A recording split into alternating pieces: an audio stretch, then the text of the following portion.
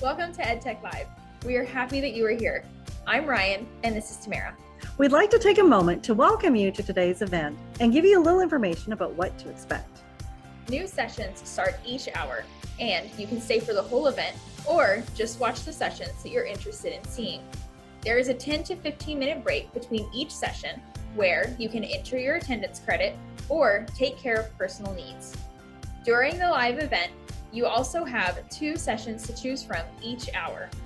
After the live event, you can watch any of the other sessions on your own time. During each session, the host will give you a link and a secret code to jot down. This will be the link that you use to access the attendance form, and you will enter the code into the form. You can keep this form open throughout the event in a separate tab because you'll have to do this for each session. You can still earn attendance credit even if you're watching after the live event. However, you must submit by midnight tomorrow. Within an hour of submitting your attendance, you should be receiving a response receipt. If you do not receive this email, please resubmit the attendance form and double check to ensure that your email is typed correctly. We, along with the entire EdTech team, would like to thank you for joining us today and enjoy your session. It will be starting soon.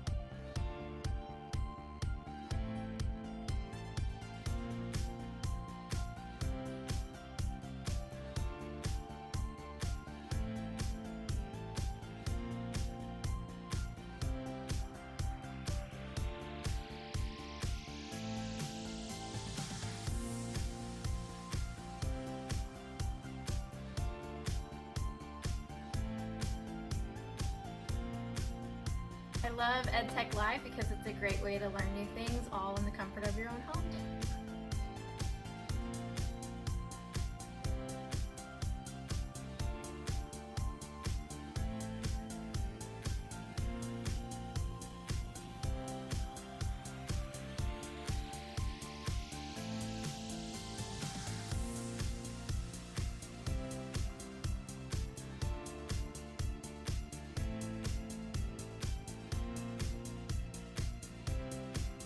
Hi, let's learn a tiny tech tip on how to increase and decrease the size of a font or image on a page.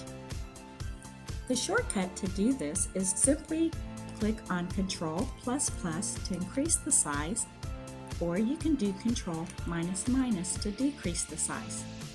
Now there's a quick tip too on how to resume back to your normal page. There's a shortcut. You simply click Ctrl and 0 and you are right back at 100%. So there's your tiny tech tip on how to increase or decrease the size of a font or image on a page.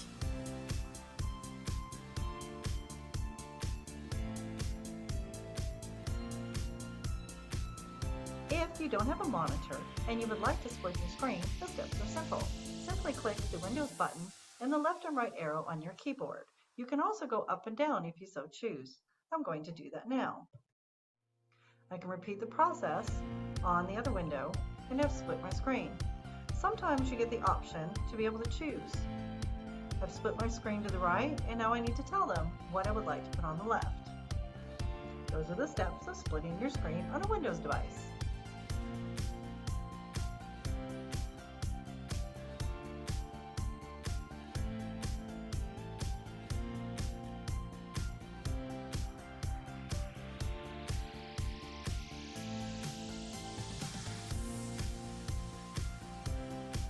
Welcome to EdTech Live. We are happy that you are here today. I am Tamara, and this is Ryan. We would like to take a moment to welcome you to today's sessions and give you a little information about what to expect. New sessions start every hour, and you can stay for the whole event or just watch the sessions you're interested in seeing. There is a 10 to 15 minute break between each session where you can enter your attendance credit or take care of your personal needs. During the live event, you have 2 sessions to choose from for each hour. After the live event, you can watch any of the other sessions on your own time. During each session, the host will give you a link and a secret code to jot down. This will be the link you use to access the attendance forms, and you will enter the code into the form. You can keep this form open throughout the event in a separate tab because you will do this for each session. You can still earn attendance credit if you are watching after the live event. However, you must submit by midnight tomorrow. Within an hour of submitting, you should receive a response receipt. If you do not receive this email, please resubmit the attendance form and double check to make sure your email address is typed correctly. We, along with our whole EdTech team, thank you again for being here today and enjoy your session. It will be starting soon.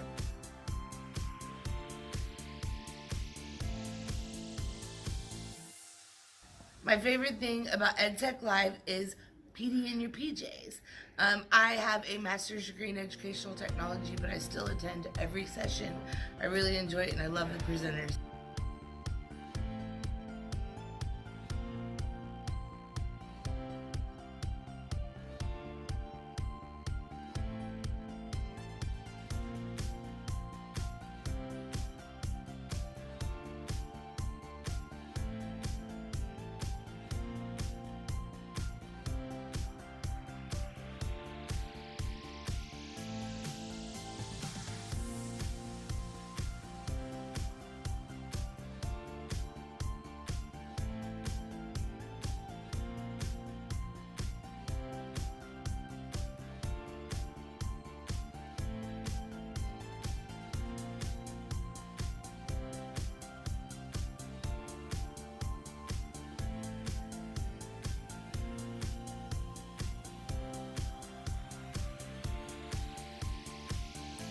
Clearing your cookies and cache is easy. All you need to do is click on the 3 dots, scroll down and click on Settings.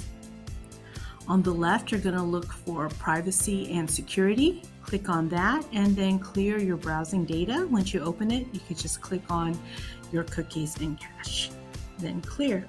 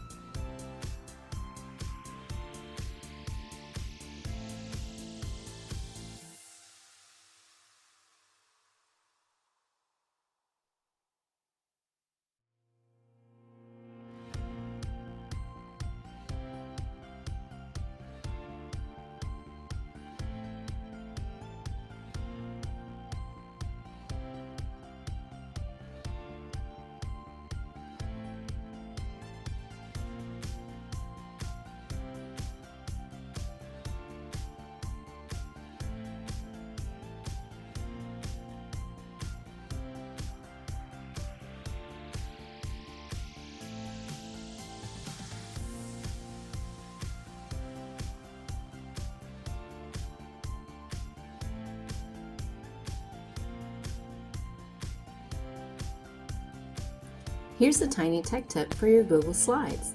You can now easily insert GIFs into your presentation. Go to Insert, Images, and you'll see that new feature.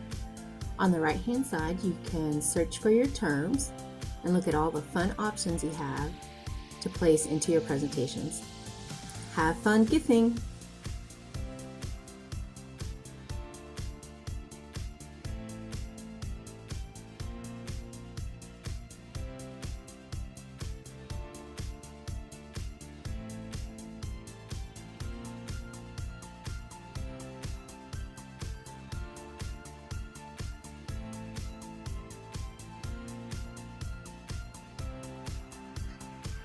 Welcome to EdTech Live.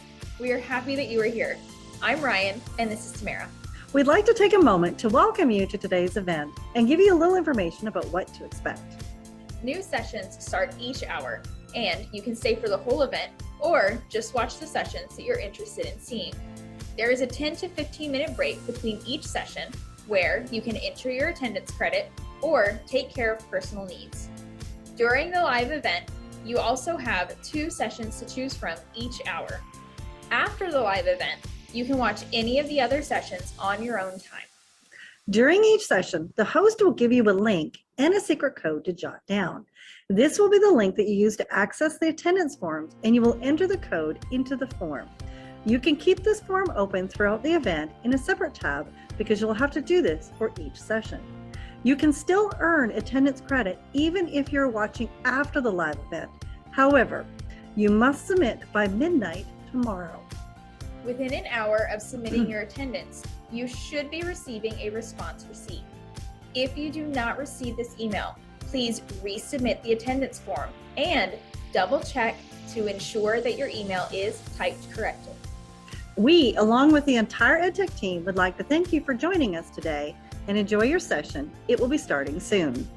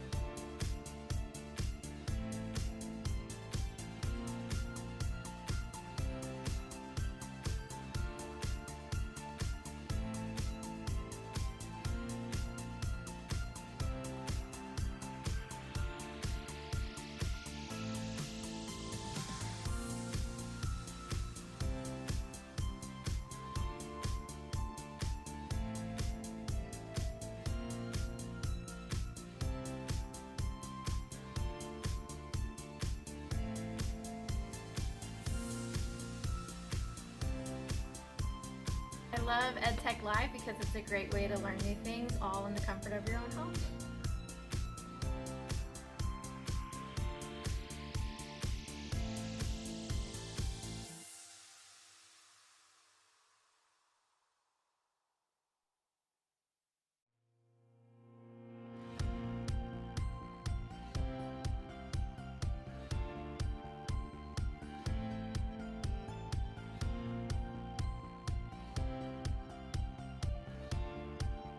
Hi, let's learn a tiny tech tip on how to increase and decrease the size of a font or image on a page.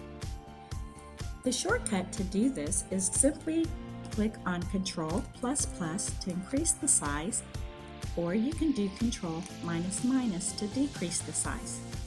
Now there's a quick tip too on how to resume back to your normal page. There's a shortcut. You simply click Ctrl and 0 and you are right back at 100%. So there's your tiny tech tip on how to increase or decrease the size of a font or image on a page.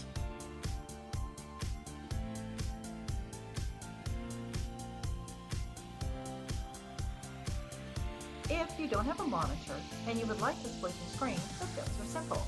Simply click the Windows button and the left and right arrow on your keyboard. You can also go up and down if you so choose. I'm going to do that now. I can repeat the process on the other window and I've split my screen. Sometimes you get the option to be able to choose. I've split my screen to the right and now I need to tell them what I would like to put on the left. Those are the steps of splitting your screen on a Windows device.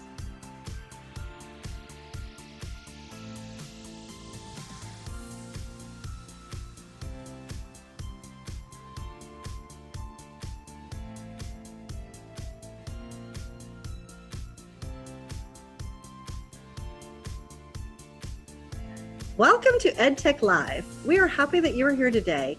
I am Tamara, and this is Ryan. We would like to take a moment to welcome you to today's sessions and give you a little information about what to expect. New sessions start every hour, and you can stay for the whole event or just watch the sessions you're interested in seeing. There is a 10 to 15-minute break between each session where you can enter your attendance credit or take care of your personal needs. During the live event, you have 2 sessions to choose from for each hour. After the live event, you can watch any of the other sessions on your own time. During each session, the host will give you a link and a secret code to jot down. This will be the link you use to access the attendance forms, and you will enter the code into the form. You can keep this form open throughout the event in a separate tab because you will do this for each session. You can still earn attendance credit if you are watching after the live event. However, you must submit by midnight tomorrow. Within an hour of submitting, you should receive a response receipt. If you do not receive this email, please resubmit the attendance form and double check to make sure your email address is typed correctly. We, along with our whole EdTech team, thank you again for being here today and enjoy your session. It will be starting soon.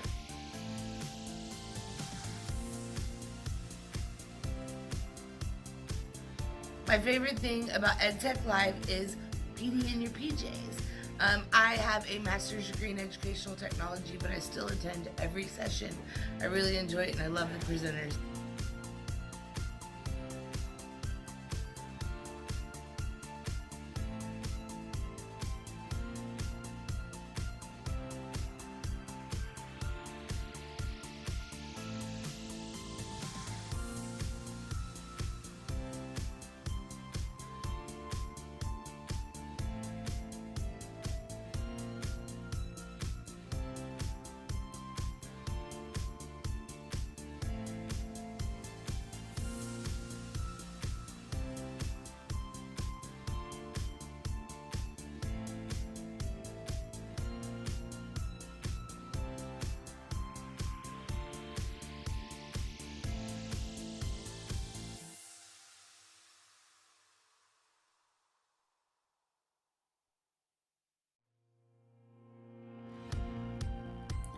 Clearing your cookies and cache is easy.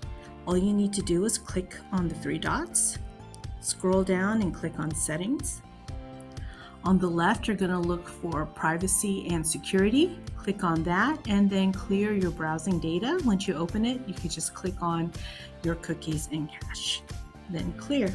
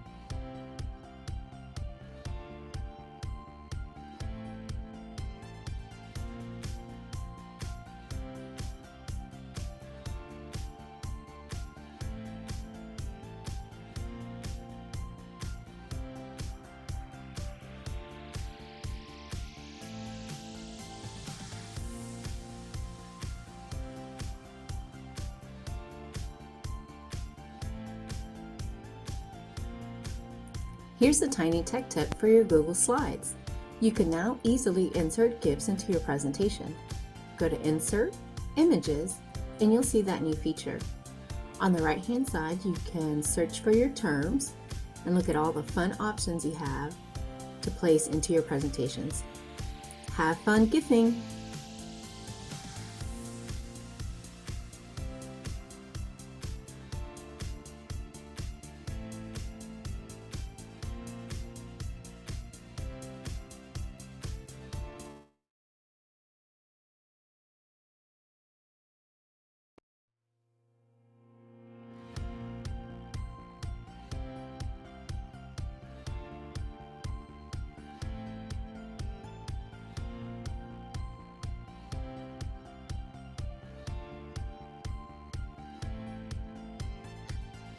Welcome to EdTech Live. We are happy that you are here. I'm Ryan, and this is Tamara. We'd like to take a moment to welcome you to today's event and give you a little information about what to expect. New sessions start each hour, and you can stay for the whole event or just watch the sessions that you're interested in seeing. There is a 10 to 15 minute break between each session where you can enter your attendance credit or take care of personal needs. During the live event, you also have 2 sessions to choose from each hour. After the live event, you can watch any of the other sessions on your own time. During each session, the host will give you a link and a secret code to jot down. This will be the link that you use to access the attendance form, and you will enter the code into the form. You can keep this form open throughout the event in a separate tab because you'll have to do this for each session. You can still earn attendance credit even if you're watching after the live event. However, you must submit by midnight tomorrow. Within an hour of submitting your attendance, you should be receiving a response receipt. If you do not receive this email, please resubmit the attendance form and double check to ensure that your email is typed correctly.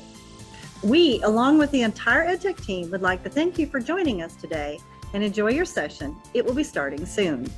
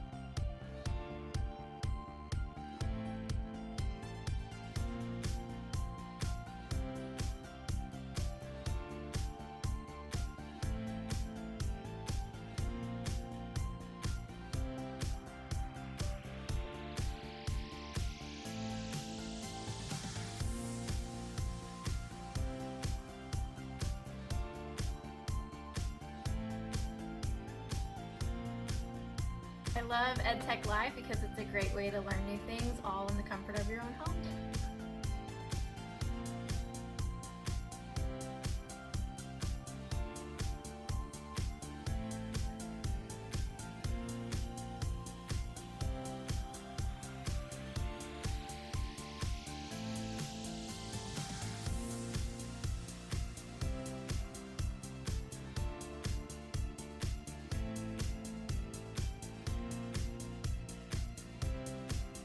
Hi, let's learn a tiny tech tip on how to increase and decrease the size of a font or image on a page. The shortcut to do this is simply click on Ctrl++ to increase the size, or you can do Ctrl- to decrease the size. Now there's a quick tip too on how to resume back to your normal page. There's a shortcut. You simply click Ctrl and 0 and you are right back at 100%. So there's your tiny tech tip on how to increase or decrease the size of a font or image on a page.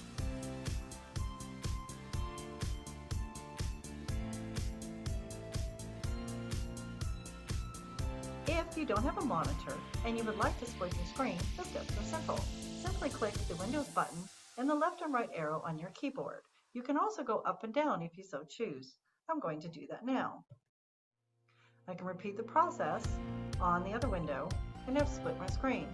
Sometimes you get the option to be able to choose. I've split my screen to the right and now I need to tell them what I would like to put on the left. Those are the steps of splitting your screen on a Windows device.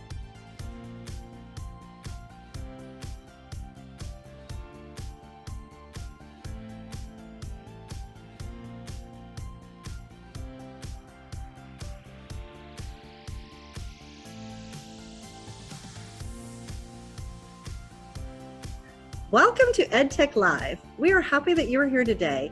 I am Tamara, and this is Ryan. We would like to take a moment to welcome you to today's sessions and give you a little information about what to expect. New sessions start every hour, and you can stay for the whole event or just watch the sessions you're interested in seeing. There is a 10 to 15-minute break between each session where you can enter your attendance credit or take care of your personal needs. During the live event, you have 2 sessions to choose from for each hour. After the live event, you can watch any of the other sessions on your own time. During each session, the host will give you a link and a secret code to jot down. This will be the link you use to access the attendance forms, and you will enter the code into the form. You can keep this form open throughout the event in a separate tab because you will do this for each session. You can still earn attendance credit if you are watching after the live event. However, you must submit by midnight tomorrow. Within an hour of submitting, you should receive a response receipt. If you do not receive this email, please resubmit the attendance form and double check to make sure your email address is typed correctly. We, along with our whole EdTech team, thank you again for being here today and enjoy your session. It will be starting soon.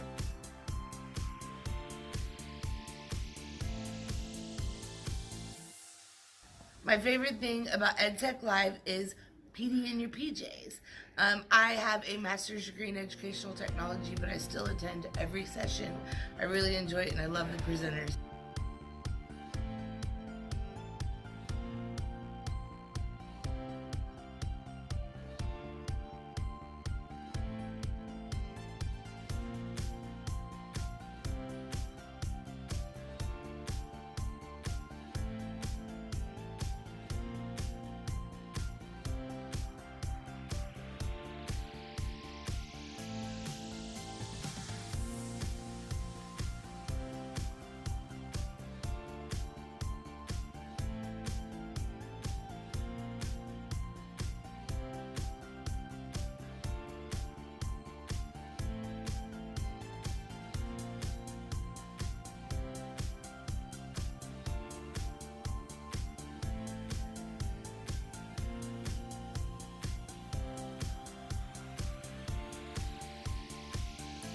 Clearing your cookies and cache is easy.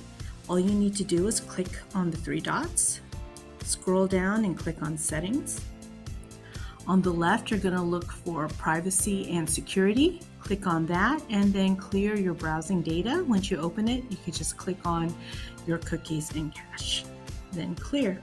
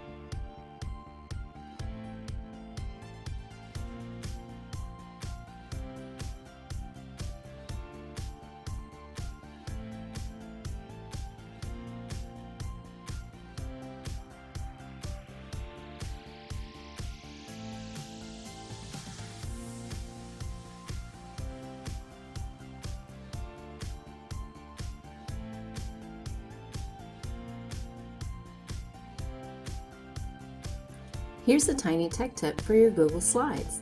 You can now easily insert GIFs into your presentation. Go to Insert, Images, and you'll see that new feature. On the right-hand side, you can search for your terms and look at all the fun options you have to place into your presentations. Have fun GIFing!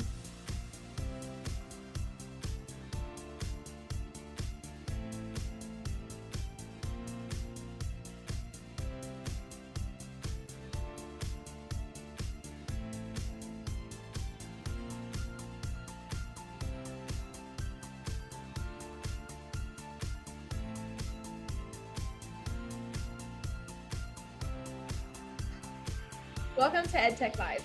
We are happy that you are here. I'm Ryan, and this is Tamara.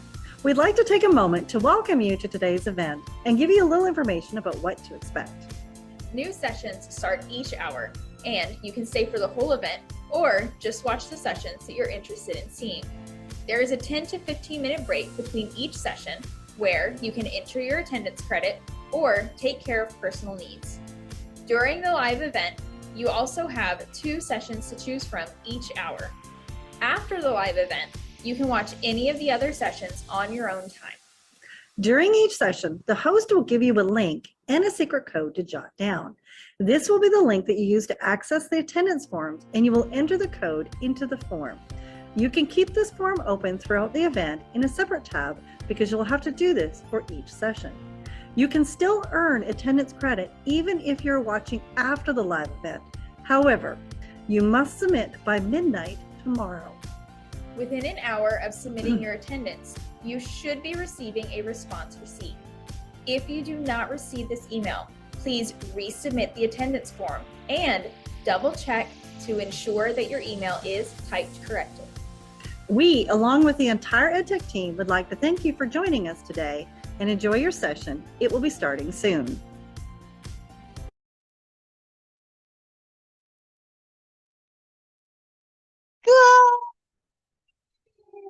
And welcome to EdTech Live.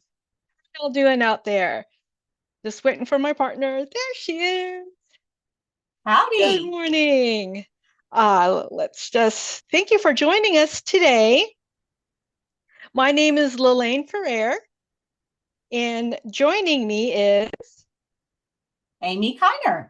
And we are EdTech specialists here in Cypress Fairbanks ISD, and we are so excited that you're joining us this Saturday morning for our EdTech Live first session of the day, Leaping into Discovery Education. Yes, and I know that some of us are kind of familiar, but maybe you don't know about all the new stuff, and so that's what we're going to talk about today. Okay, and as an icebreaker, we have an SOS, which is short for Spotlight on Strategies. And this is something that you can find within Discovery Education. And what we'd like for you to do this morning to get our brains flowing is to take a look at the picture and find an adjective that you find, that you think will best describe it. What emotion does it bring up? What is interesting? What is your oh, and what is your please share it in the chat. And again, we're so glad that you're here. We know it's Saturday and it's a beautiful day out there, but we're so glad that you've taken your time and join us today because there's so many wonderful things that are new in Discovery Education, right, Amy? Absolutely.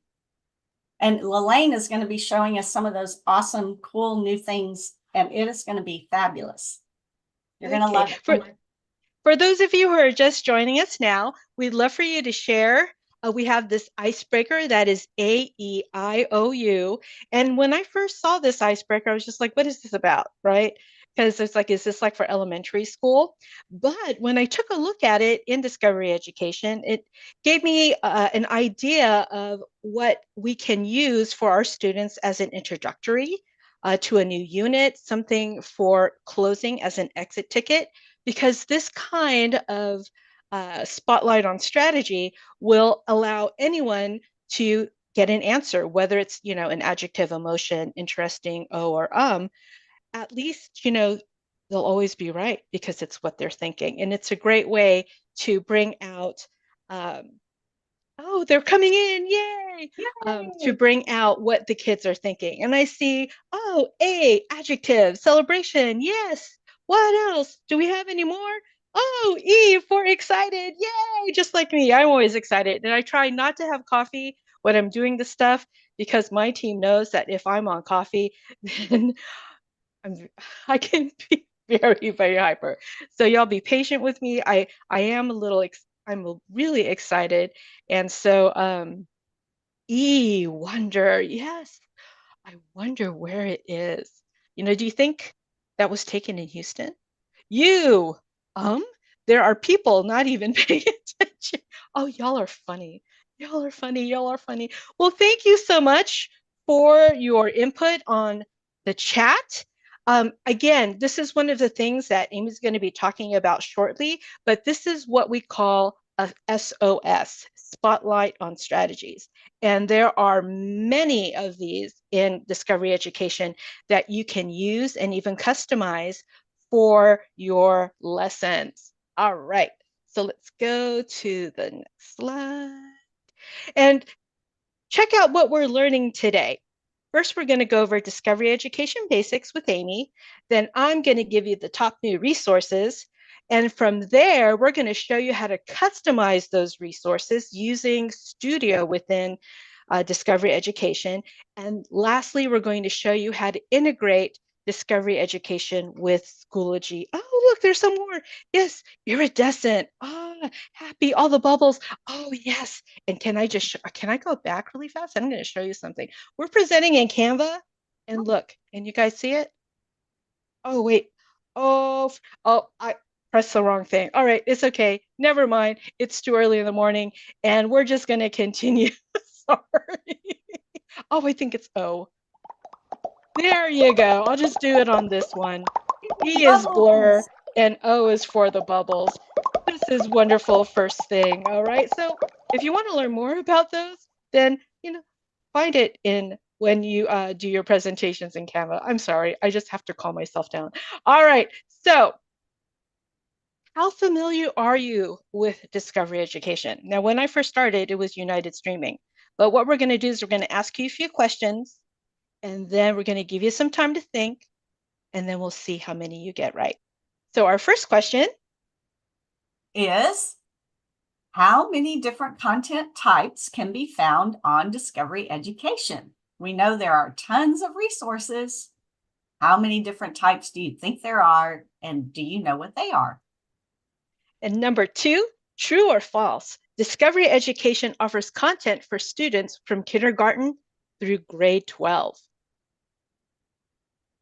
Next, what is the name of the program that provides teachers with virtual field trips through Discovery Education? Did you know Discovery had virtual field trips? And they're adding new ones all the time. All right. And number 4, name one feature that allows educators to differentiate instruction on Discovery Education. So think about it.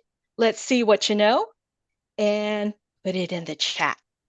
I'm looking in the chat to see. Oh, we have some good mornings. Let's see if they're turning on, their brains are waking up and ready to share with us what they know about Discovery. Even if you want to tell us, have you ever used Discovery before? We'd love to know that as well. Are you using it in your class already? And also, how many of you are like me and we used to know it as United Streaming? Put that in the chat too.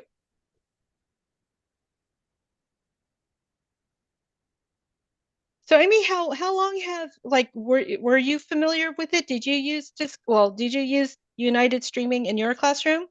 Of course, I absolutely used United Streaming and did some training on it, and we used to have to download the videos, and there were all kinds of different little tricks and tips you had to know. And now it's wonderful because everything is online. And it used to be a little more science-based, and now it covers all content areas, including STEM careers, career and technical education, from the littles all the way up to our 12th graders. So it has something for everyone, in addition to new resources and tools that they're adding all the time. Yes, So we're excited to have it in Sci-Fair. And Lalaine, we have the premium version. Yes, we do. We're lucky. We have access to all those things. I'm looking at the chat and I'm seeing that some of you are new to Discovery Education. So I'm so glad that you're here and joining us today. We're going to blow your mind with all the, I'm trying to stay calm.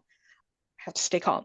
Okay, but we're going to blow your mind with all the coolness stuff. And yes, there are a few that, like me, knew it as United Streaming. So without further ado, let's go check out the answers. Okay, the first one on content types there are 5 main types. They call videos explorations, which are interactives, reading passages, images, and did you know they have quizzes? You can even build in your own formative assessments. We won't be covering that one today. That'll be for a later one, but you'll want to check that out.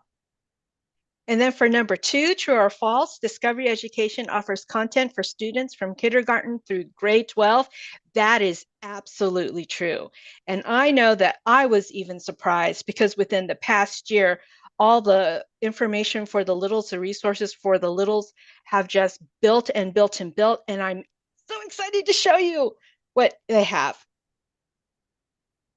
Okay, and for our next one, the virtual reality field trips is called Virtual Reality Experience. And y'all are going to be able to explore all kinds of virtual field trips that will fit with your content area. And last but not least, name one feature that allows educators to differentiate instruction on Discovery Education. And there are quite a few, but the ones we're going to take a look at are assignments and studio. So are you guys ready? I know we are. Okay, so Discovery Education Basics, we're going to be hopping into how to access it for Cypress Fairbanks ISD. If you're joining us, if you're outside of the district, we're glad you're here, but we are going to talk about it specific to Cy-Fair, and then how to navigate through all the wonderful items on the homepage and how to search for content.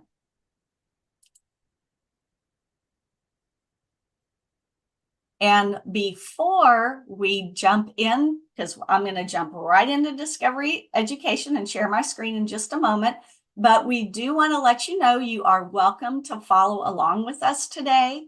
And if you have 2 screens already, you're going to be fine. But if you're on a single screen, like just on your laptop, here's the trick to splitting your screen with your Windows key and your left and right arrows. Sorry, okay, so I'm going to go ahead and take over and share my screen. And one moment, I want to be sure I pick the right one for you.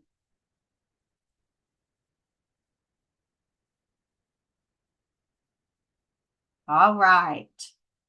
So, I have already signed in to our district single sign-on class link.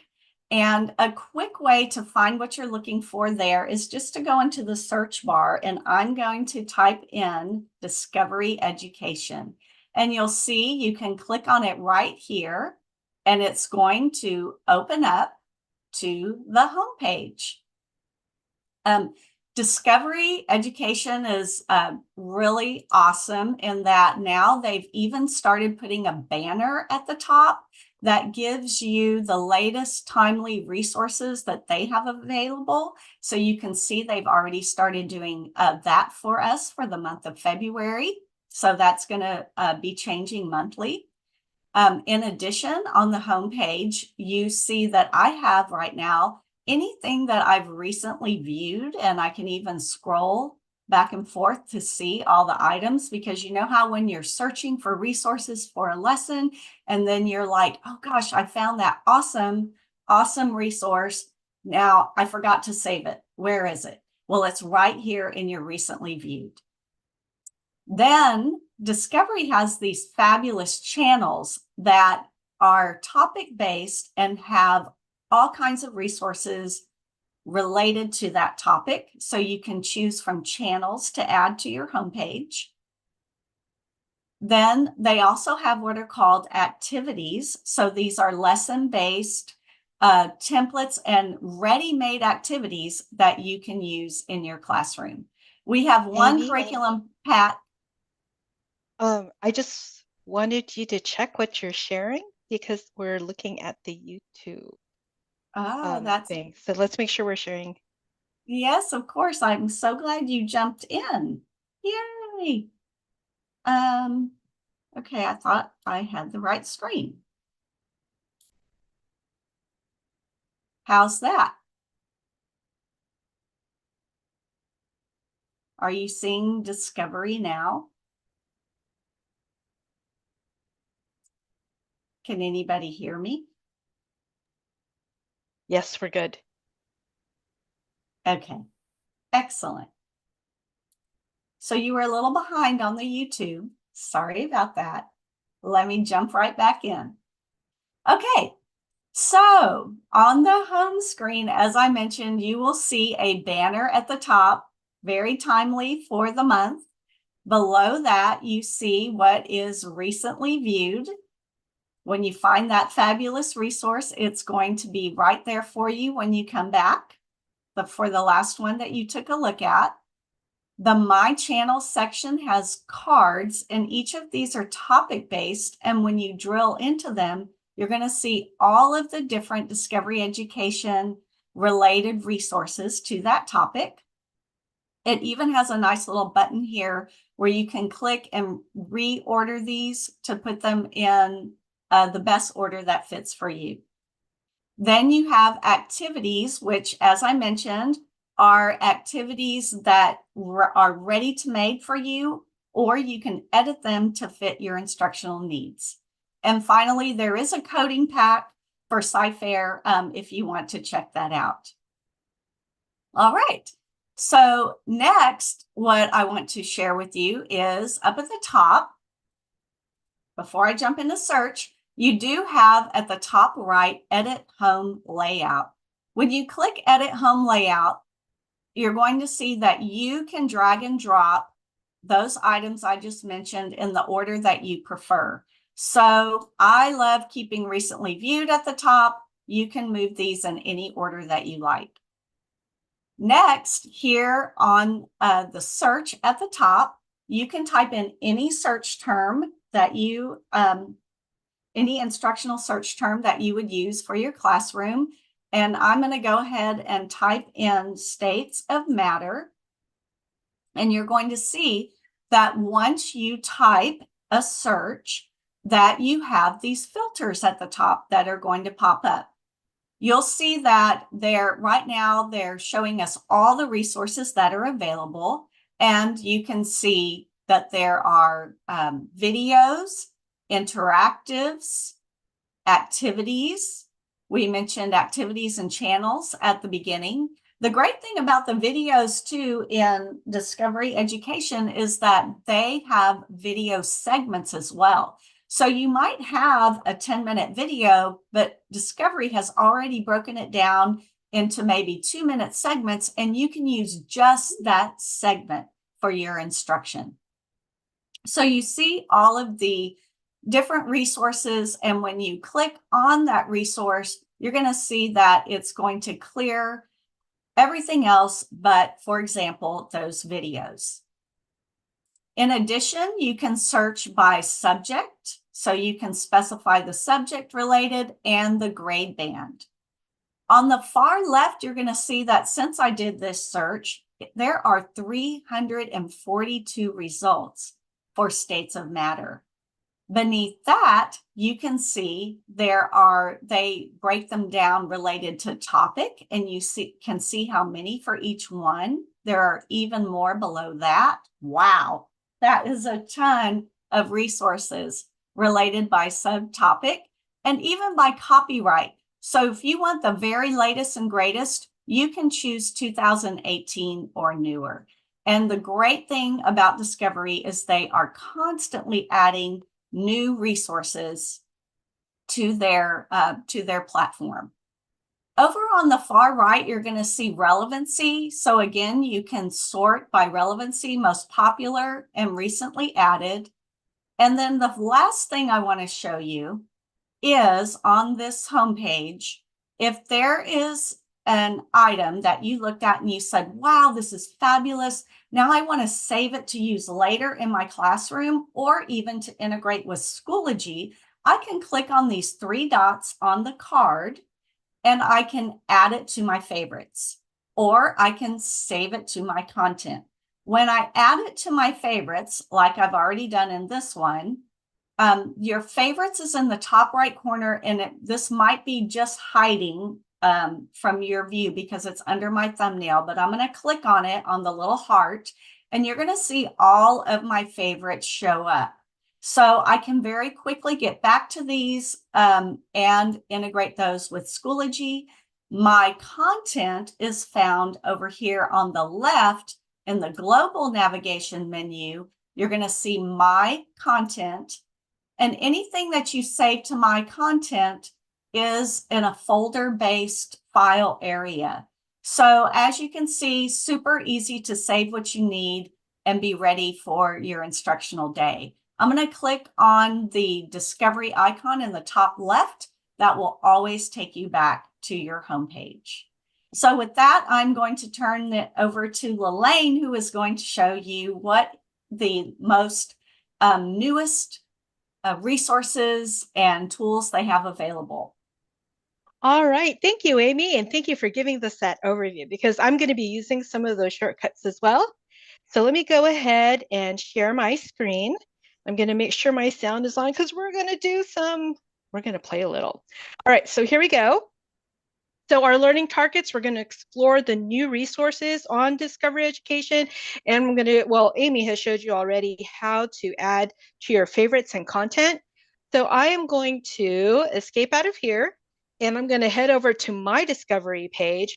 And as you see, I've already reordered all of my channels so that we can highlight the top 10.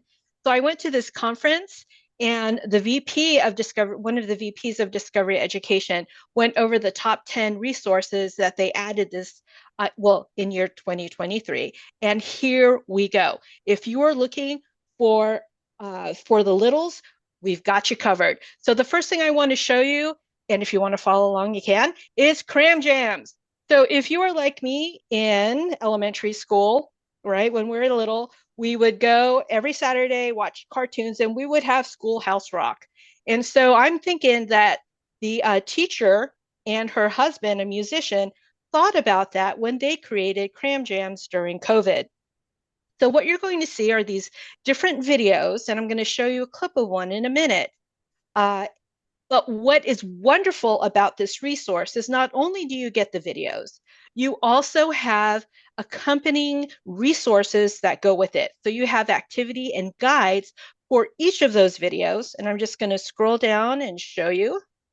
And as an instructor, you can find which one you like best for your grade level and for your, for your students, because you know your students. And then what Amy's going to show you later is how to customize some of them. So let's take a look. I love this one. So I'm just going to show it to you. This is what happens when you click on it. You get the video, and we'll take a look at that later. But let me just show you what it looks like, or what it looks and sounds like. Cram jam.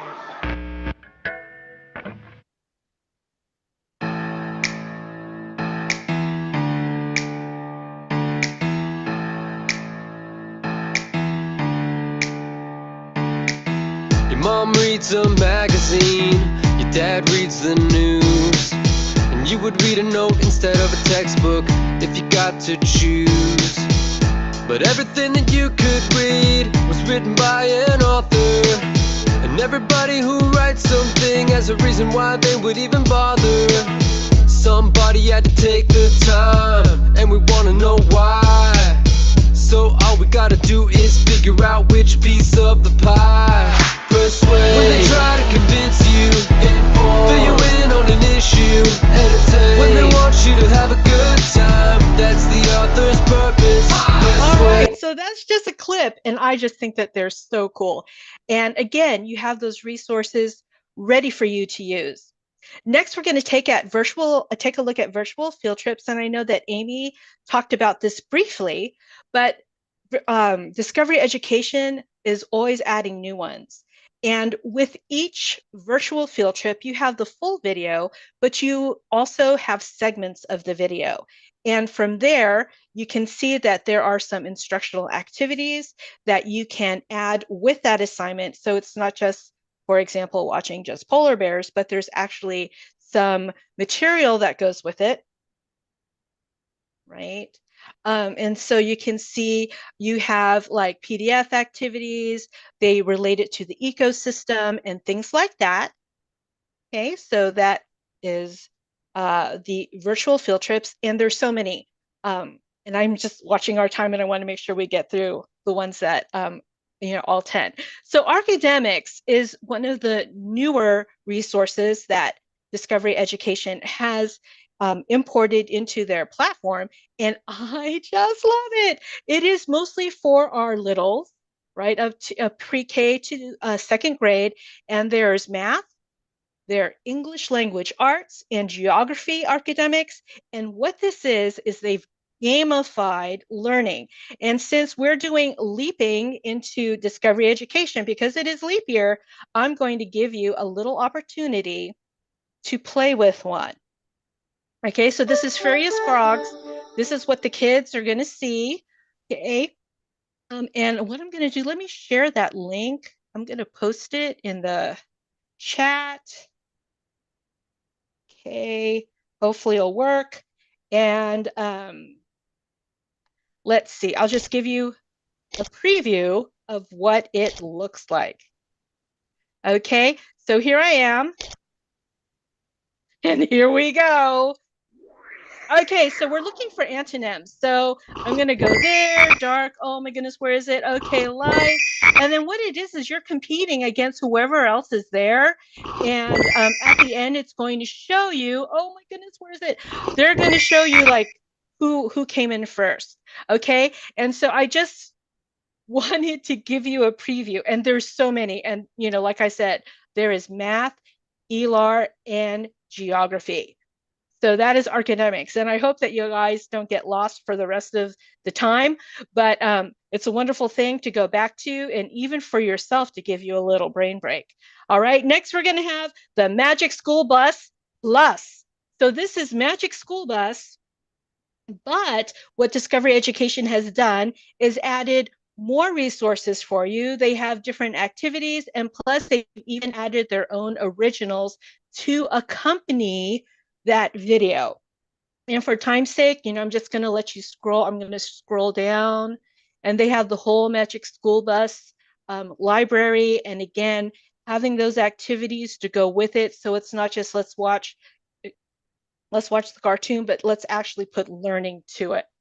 All right, so there's Magic School Bus Plus.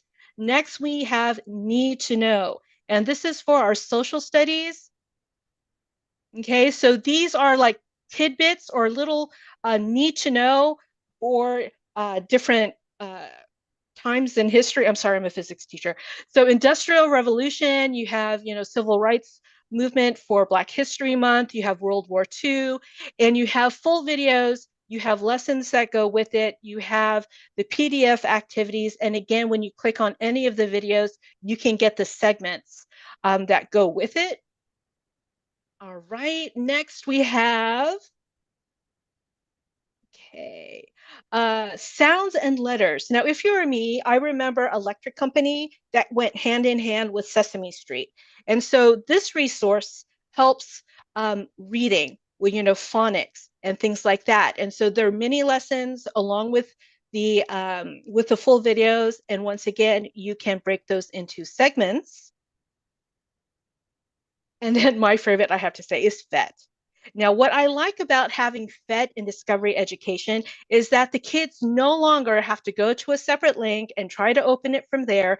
This is directly within the Discovery Education platform. And so all the activities, if you're like a physics teacher myself, that I have for each of these for my topics, I can still use them, but now it's a one-stop shop in Discovery Education. And Amy's going to show you how to attach those assignments using the LTI later. And next we have life skills. Now this is a brand new channel that Discovery Education launched just this past month. And as we look at the different characteristics, if you will, these would go hand in hand with our monthly characteristics that we have at CISD.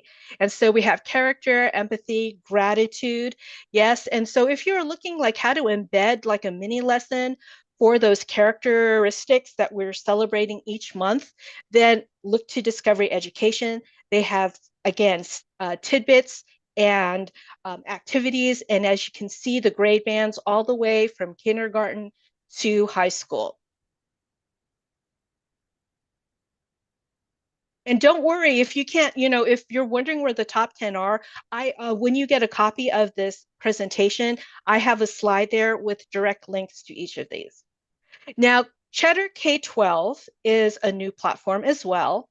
And what Discovery Education has done is they purchased this Ready for Work series. Now, a lot of our students aren't sure what they want to do as far as a career path. And so what this series does, it follows 6 people as they're looking for that job.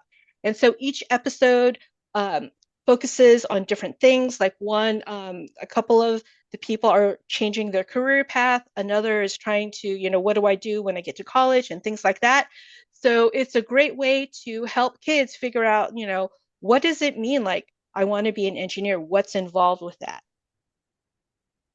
And then the last one I'm going to show you is not a channel. And again, once you find these, you click on the 3 dots. And if you want to add it to your channel, you can. If you want to share the whole channel with your students, then you can save the whole channel in your content and assign it through Discovery Education. But the last thing I want to show you is called podcast. It's a podcast called 60-Second Civics. I try to say it. I can't say it. If I say it fast, it just goes all together. But especially since this is an election year, it talks about civics. So, where is it?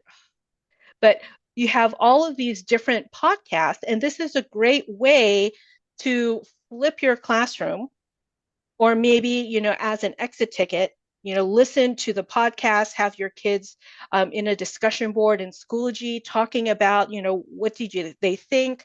What did they learn? How can they apply it?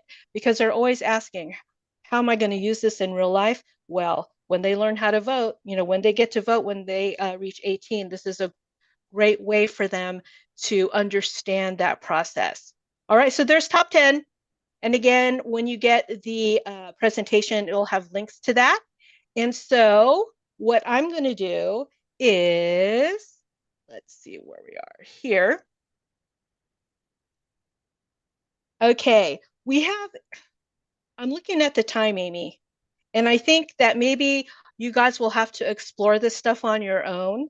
Yes, because I want to make sure that we have time for Amy to share how to customize these things. So if you look in Discovery Education and all these, pre-made, ready-to-use activities are set to go, but if there's something you want to tweak, you want to shorten or maybe add, then we're going to use the customization, which Amy will present in a little bit. But before that, it's the moment you've been waiting for. Are we ready? Yes, we're absolutely ready. Okay, here's the attendance code, and we'll have it up for a minute. Okay, and I know that we didn't have time to have you guys really, play, but while we're waiting for this countdown, why don't you go ahead in the chat and tell me, what did you find the most exciting new feature, and how do you think you can use it in your classroom? So while we're counting down and you guys are writing those attendance codes down, let's share your thoughts on the chat. Okay. Oh, do we have for something for Spanish languages? Eduardo, yes. They have a channel just for Spanish speaking. It's for resources. Is that what you're looking for? It's I can't remember, but there is something. You just have to do a search and look for Spanish language, and you'll see all the resources that pop up. Yes, Stacy, I love the channels for the littles, and that's exactly what I think was missing with Discovery Education from maybe a year or two ago. But I am so glad that they've added like academics and Cram Jam. It makes it so much better, and it broadens the range of of what discovery education can do in your classroom. All right, time's up. Okay, I was getting excited. Okay, Amy, are you ready? I'm ready. Okay, so I'll let you go ahead. I'm going to stop sharing now. Yes? Okay. Okay, and then it is all yours. Thank you all for sharing in the chat. Okay, I'm going to share my screen, and I want to be sure that y'all are seeing the correct screen. Yay! It looks good, Amy. Looks good. Are you seeing my Discovery Education Studio? Yes? Yes. Okay. All righty. Fabulous. So the next piece that we're going to do, or component of the Discovery Education platform we're going to look at today, is called Discovery Education Studio. The studio is a fabulous feature that allows you to find ready-made instructional slideshows and what they call boards, which are the boards are kind of like a Google Doc that you can either use these as they are, and as Lalaine's been mentioning, you can also modify and customize them to fit your instructional needs in the classroom. They even have the SOS instructional strategy activity templates that you can create from their template, or you can even do a slideshow or a board from scratch. So we're going to jump right into Studio in Discovery. This is for teachers and students. So you can create these to share with your students for learning, and students have the ability to create their own slideshows and boards within Discovery. I do want to point out one that I screenshotted here on the slide. And there's a board called Learn Studio Scavenger Hunt. That is a really awesome, quick little board that would be great for your students, but also as a teacher, if you go through it, you will learn all the pieces of Studio as well. So if you want to go back and revisit, that is a good little board to go ahead and take a look at. Okay, so I'm going to jump back over to Discovery Education, and I am on the home page. Please let me know, Lalaine, if you are not seeing my homepage right now on Discovery. And now I'm going to go ahead and go into Studio. So over in the top left global navigation bar, I am going to scroll down, and under Tools, you're going to see Studio. When I click on Studio, you'll see that My Studio pops up. So it's going to show you all of the slideshows and boards that you have either created on your own or made a copy of. You'll also notice that people can share, or you can share them with others as well. When you click on the Create New button in the top left, you'll see Activity Templates, Boards, and Slideshows. Now, if you choose a board or slideshow here, you are literally starting from scratch. So if you see this blank one in the middle of my screen with nothing on it, that's how blank it is. So you might want to start with an activity template. The activity templates are based on the Spotlight strategies, the SOS instructional strategies. So you can see there are so many of these fabulous strategies. And I'm just going to go ahead and click on, I'm going to show you the AEIOU that you experienced at the beginning. So you can see how this looks as a blank template. So when you find the template that you like, you can choose Build This Activity. On the far left, you're going to see teacher notes that pop up that give you directions. It also gives you a PDF for suggested resources and a video for a how-to. So your students can also see the how-to video. Then here in the middle is where you're looking at your activity. So you're going to click on it and you'll notice it looks a lot like a Google slide. So now I can change my title. I can click in this box and I can change my question. I can just edit anything that I need, add my own content. Here, this is a type of block that it's a short answer block that you can add for students with a question. They can type their answer in. And then here where there's a plus symbol, you can add any content resources from Discovery Ed. You can even upload it from your own device. And they have quiz items that you can drop in here as well. So these activity templates are a fabulous place to start if you don't want to be looking at a blank page. You'll also notice here in the top left is where it gives it a name. Right now, it's just calling it a copy, but by clicking the edit button, you can name it what you need it for your students. Okay, now I'm going to go ahead and go back to my studio. So you see we're in my studio, but now what I want to do is I want to search for one that's already made. So I'm going to go ahead and go to the Discovery logo to jump back onto the main page. And up in the top, I am going to search choice boards just to give you an idea of what will come up. So in our results, we can see all kinds of choice boards, and you're going to see that they're labeled board. If they're labeled board, or they're labeled lesson, or you might see, let's see, I don't see slideshows in this one, but you could also see slideshow. And when you click on these, you're going to go ahead and see what type of choice board that is. So these just have text on them, but I think I really want one that has a little more visual. So let me just drill down and let's look for energy choice boards. Oh, look, this is awesome. Here's one with a lot of visuals. So that I love having visuals for my students. And this one, they can learn about different energy sources. And these are links that jump out to different slides for the students. So as I said, these are ready-made. You can use them as they are, or you can make a copy of them and edit.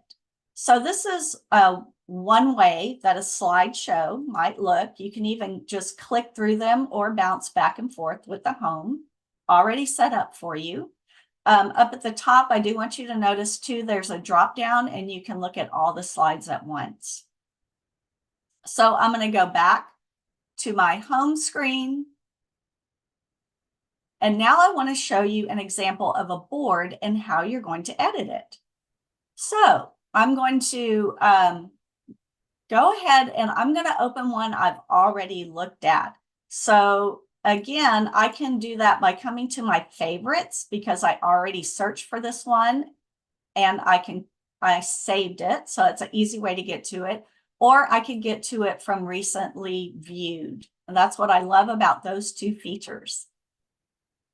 So again, you can use this as it is, or let's say I want to make some changes. The first thing I have to do to make my edits is I have to click copy that is up in the top right corner of my screen. It might be under my thumbnail. When I click my thumbnail video that you're seeing, so right under there, you're going to see copy. So I'm going to go ahead and choose copy. And it says that it's going to add it to my studio dashboard. So I want to copy and continue. Now I have my own copy. And here in the top, I can go ahead and change the name.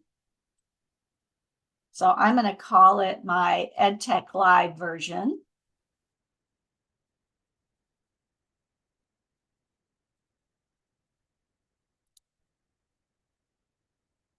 Okay, and then here on the left-hand side, I can add my own content. I can customize with different colors and backgrounds.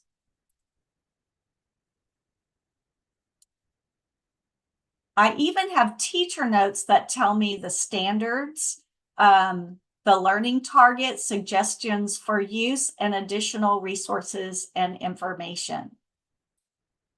Now, since this is my own copy, again, this is a lot like the AEIOU, where you click and you can change text boxes, you can change content. You'll notice that when I choose a text box or a video, or whether it might be a chart or a graph, some type of graphic, you're going to see a menu pop up at the bottom. It tells you what the item is.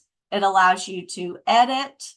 It allows you to duplicate, replace, or delete. So let's say I like everything in here the way it is, except for the extend section, and I want to change this video. What I can do is go ahead and tap, only instead of deleting and jumping over to my toolbar here and dragging something over or searching, I'm going to just go ahead and choose replace. And I'm going to replace it from my favorites. So you can see that I'm showing you another way to use your favorites. By saving things in your favorites, you can quickly jump over to that. I know I found this awesome skateboard video I think the kids will love in talking about energy. So I'm going to choose that from my favorites, click add, and look how easily that popped right in. So that's how easy it is for you to make your edits. Now I'm ready to place this into Schoology. So to get this into Schoology, all I'm going to do, again, in the top right corner, there is a share button. So this time, last time it was copy, now it's going to be share. So I'm going to choose share, and in this section here, all I have to do is click share again. Once you tap the share, what it's doing is it's saving a copy of it into my content. So that when I jump over into my Schoology course, and I have a Discovery Education folder ready for us today in my EdTech Live course, I can simply go to Add Materials. I'm going to look for the Discovery Education button, and that's called an LT. If you ever hear anyone say LTI, that's an LTI button that is like a bridge that connects Discovery with Schoology. So we're just going to go ahead and choose that button. And now I can go into my content and choose that item. I do also want to mention, notice this says new for Studio. I literally just looked at this because it just popped up in my window. You can even go straight into your studio boards and slideshows straight from Schoology now with that studio button. So even easier. So my content or studio will work. I'm going to go ahead and choose embed. And it's going to drop this into Schoology. Now, here's an important trick that you need to remember, trick or tip. You're going to click on the gear and choose edit. And you're going to choose enable grading. Now you can add in all the parameters and specifics that you need for your activity for your students. You're going to choose save changes. And now when your students click on that, it is going to be embedded right in Schoology for them. Wow, isn't that simple? It's all connected. So you can use ready-made, you can edit, create your own, and share these with students in Schoology. Okay, so that's all about Studio for now. We know that you're going to look more at that, and we do have resources for you. And Lalaine's going to talk more about that. All right, so just quickly, because I know time is running out, if you want to learn more, all you need to do is click on the big D, and then on the very, very bottom, you'll see educator supports, and you'll find a plethora of resources. There's also a thing called DEN, which is like you can get certification and things for discovery education. If you want a copy of these resources, we have here the QR code and the bit.ly. So feel free to jot that down or scan it so that you can get a copy of our presentation. And with the copy of the presentation, you'll also have the gifts that go with the different sections. So if you forgot how to access it or use it, then we have those reminders for you. And then last but not least, I'll put it back here, but I want to show you, oops, wrong way. Next at 10 o'clock on Channel A, we have Take Your Ed Puzzle Lessons to the Next Level with Helen Wong and Amanda Campbell. And on Channel B? On Channel B, we have Speak Up, Easy Academic Speaking Practice by Students with Joselyn Henandez, one of our own Sci-Fair math and science teachers, and Michaelle Aguillar, who is one of our own Sci-Fair ISD EdTech specialists. So please stay tuned, join in on either Edpuzzle or learning more about speaking tools on Channel A or Channel B. We are so thrilled that you joined us today. Remember, you can reach out to your EdTech specialist anytime. Our team is out in the field, ready to support you and your students with training or in classroom support as you do projects, EdTech projects, whether they're with Discovery or one of our other awesome tools. And thank you again for choosing our session today. I hope you had fun with us. I hope you learned something new, and we hope to see you later on today. Remember, you can watch these videos live, or you can come back and watch them. Make sure that you write down those attendance codes, and you have until Sunday midnight to submit them for PD credit. That's it for us, and y'all have a wonderful day. Bye. And we're going to go ahead and put that bit.ly in the chat in just a moment, or maybe Lalaine can do that while I'm talking, so that okay, let me stop sharing. Yeah, we're going to go ahead and do that for you. And that way you're going to get all of our resources from today and all the links, and you can take time to go through at your leisure and find the just perfect resources from Discovery that you can use with your lessons, just all of your upcoming lessons and throughout the end of this year. So Lalaine is working on that. So just give us just one moment. We're going to be sure that you can get that bit.ly. Okay, I'm putting it directly in the chat. Okay, and I'm going to go ahead and over so that we can show that. So it is bit.ly/E ed T tech 2-24 DE. Remember that it is case sensitive. And we'll just give you a couple more seconds to write that down, take a picture of it with your phone, or scan the QR so that you can get our full presentation with all of the resources and links that we've provided for you today. So again, we want to thank you so much for joining us. Stay tuned all day, all morning, and come back to watch the recorded over the weekend until midnight Sunday. You can get up to 6 hours of PD credit. So have a fabulous rest of your day. Thank you again. Thank you. Bye. Bye. Enjoy your day.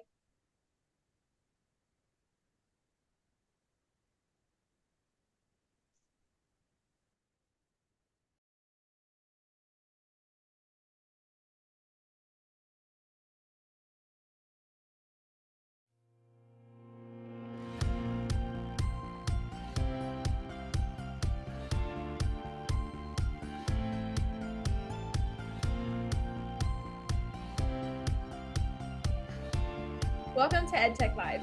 We are happy that you are here. I'm Ryan, and this is Tamara. We'd like to take a moment to welcome you to today's event and give you a little information about what to expect.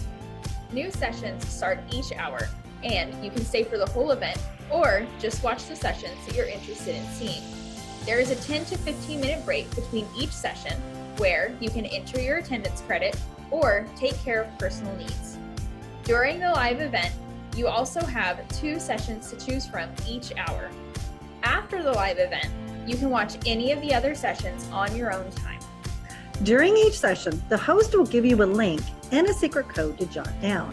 This will be the link that you use to access the attendance form, and you will enter the code into the form. You can keep this form open throughout the event in a separate tab because you'll have to do this for each session. You can still earn attendance credit even if you're watching after the live event. However, you must submit by midnight tomorrow. Within an hour of submitting your attendance, you should be receiving a response receipt. If you do not receive this email, please resubmit the attendance form and double check to ensure that your email is typed correctly. We, along with the entire EdTech team, would like to thank you for joining us today and enjoy your session. It will be starting soon.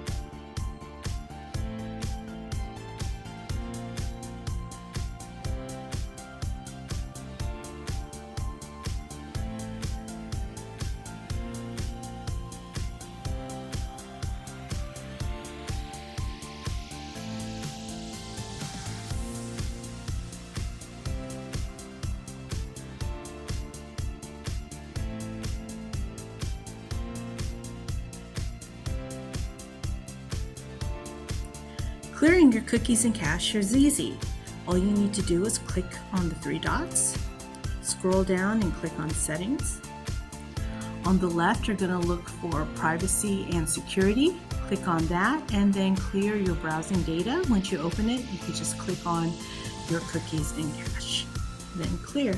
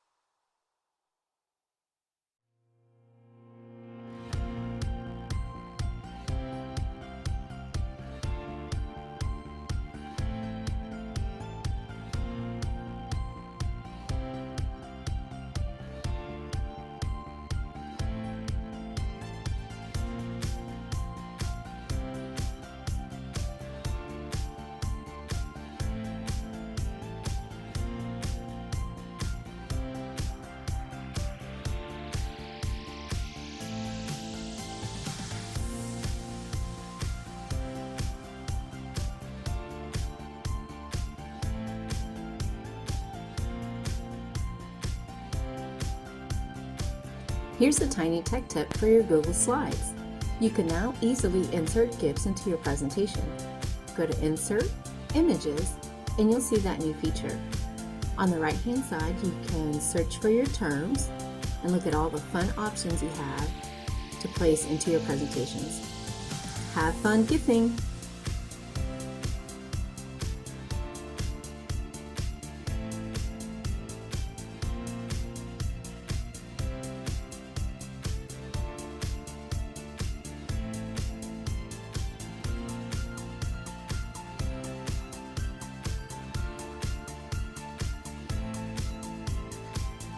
Welcome to EdTech Live.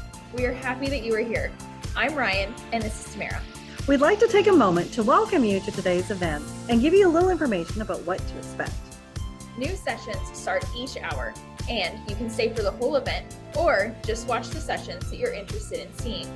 There is a 10 to 15 minute break between each session where you can enter your attendance credit or take care of personal needs. During the live event, you also have 2 sessions to choose from each hour. After the live event, you can watch any of the other sessions on your own time. During each session, the host will give you a link and a secret code to jot down. This will be the link that you use to access the attendance forms, and you will enter the code into the form. You can keep this form open throughout the event in a separate tab because you'll have to do this for each session. You can still earn attendance credit even if you're watching after the live event. However, you must submit by midnight tomorrow. Within an hour of submitting your attendance, you should be receiving a response receipt. If you do not receive this email, please resubmit the attendance form and double check to ensure that your email is typed correctly.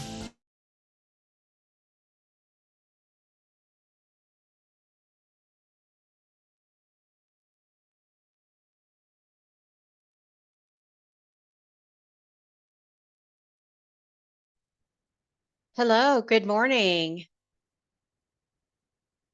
Good morning. We are watching Channel B, and you are watching the 10 a.m. session for Speak Up, Easy Academic Speaking Practice by Students. So thank you guys for joining us this morning at EdTech Live. Again, we are starting with session for the 10 a.m. session for Channel B, and this is Speak Up, Easy Academic Speaking Practice by Students. As you see on our title slide, we're going to be jumping into Adobe Express, Edpuzzle, and Kami, and how these have also amazing audio tools to bring some of our students' voice to life. And your presenters for this session are... Hey, my name is Joselyn Henandez, and I'm currently a second grade math and science teacher, but I also have experience with bilingual education, and I'm just really passionate about advancing education through technology integration and just finding different ways I can integrate technology into the classroom. Thanks, Joselyn. And this is Michaelle Aguillar, but before I go into my quick bio, we do have a couple of bit.lys for you to jump into our session slides. And on the Twitter or in the YouTube chat, you'll find them. And we also have a Padlet, and we want you to jump in on that and give us some of your ideas as you're seeing some of the tools that we're going to highlight, what you think you can implement just this spring coming up in some of your units and sessions, and how you can get the kids using some of these awesome tools. So we'd love to get your group think over there on that Padlet as well. So again, my name is Michaelle Aguillar, and I am an instructional technology specialist with the Ferrer EdTech team. And my background spans from bilingual elementary education, most of my time spent with 5th grade from RE 180 through GT. And then I moved on to secondary with LOTE, so world languages. So a lot of language building experience, and that's why I'm passionate about getting students to practice that oral language, whether it's English or Spanish, anywhere in between. All right, so our learning intentions for today, for my part, I'm going to be talking about Adobe Express, and we'll be learning how Adobe Express can elevate our students' academic speech by transforming audio into engaging visuals, and how we can empower our students to articulate academic concepts effectively. That's right. And then we're going to also highlight Edpuzzle and thinking about how we can just do with a quick toggle um, of a selection on one of our question types and put in that power of oral response for our students.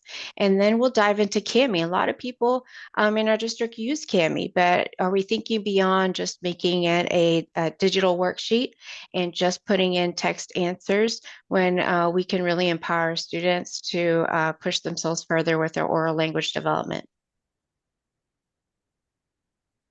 Okay, so I'm going to start us off by sharing a couple Adobe tools we have here in SciFair. The one that I'm going to be focusing on today is Adobe Express. It's all-in-one design photo and video tool. It is a very easy way to start with just different digital art tools. But in SciFair, we do have access to Adobe Illustrator, Firefly, and Adobe Photoshop. But Adobe Express is a good starting tool where we can spark our students' interest into different graphic design programs and grow their digital art expression abilities. So Adobe Express is an app designed to empower users, especially those that don't have a lot of design knowledge or skills or are starting off, to create engaging visual content. You can make graphics, web pages, and video stories. The video stories aspect is what I'm going to be focusing on today. Adobe Express has several different tools that you can use. I put 3 up here. The first one is removing backgrounds. So you can remove backgrounds from images and videos, and then you can integrate it into different projects that you're working on. What I like about that one is that you don't have to leave and go to a different app to remove the background. It's all in one. So if you're working in Adobe, you can remove the background of an image or a video and put it into whatever project you're working on. The second one is generative AI. Now, I know this feature is available on teacher accounts. I'm not sure if it's available yet on student accounts, but what it does is it uses artificial intelligence to create unique and diverse designs. So whatever text you put into it, it will create a design or an image that goes along with it. Hey, Joselyn, Yes. I wanted to talk a little bit about the generative AI.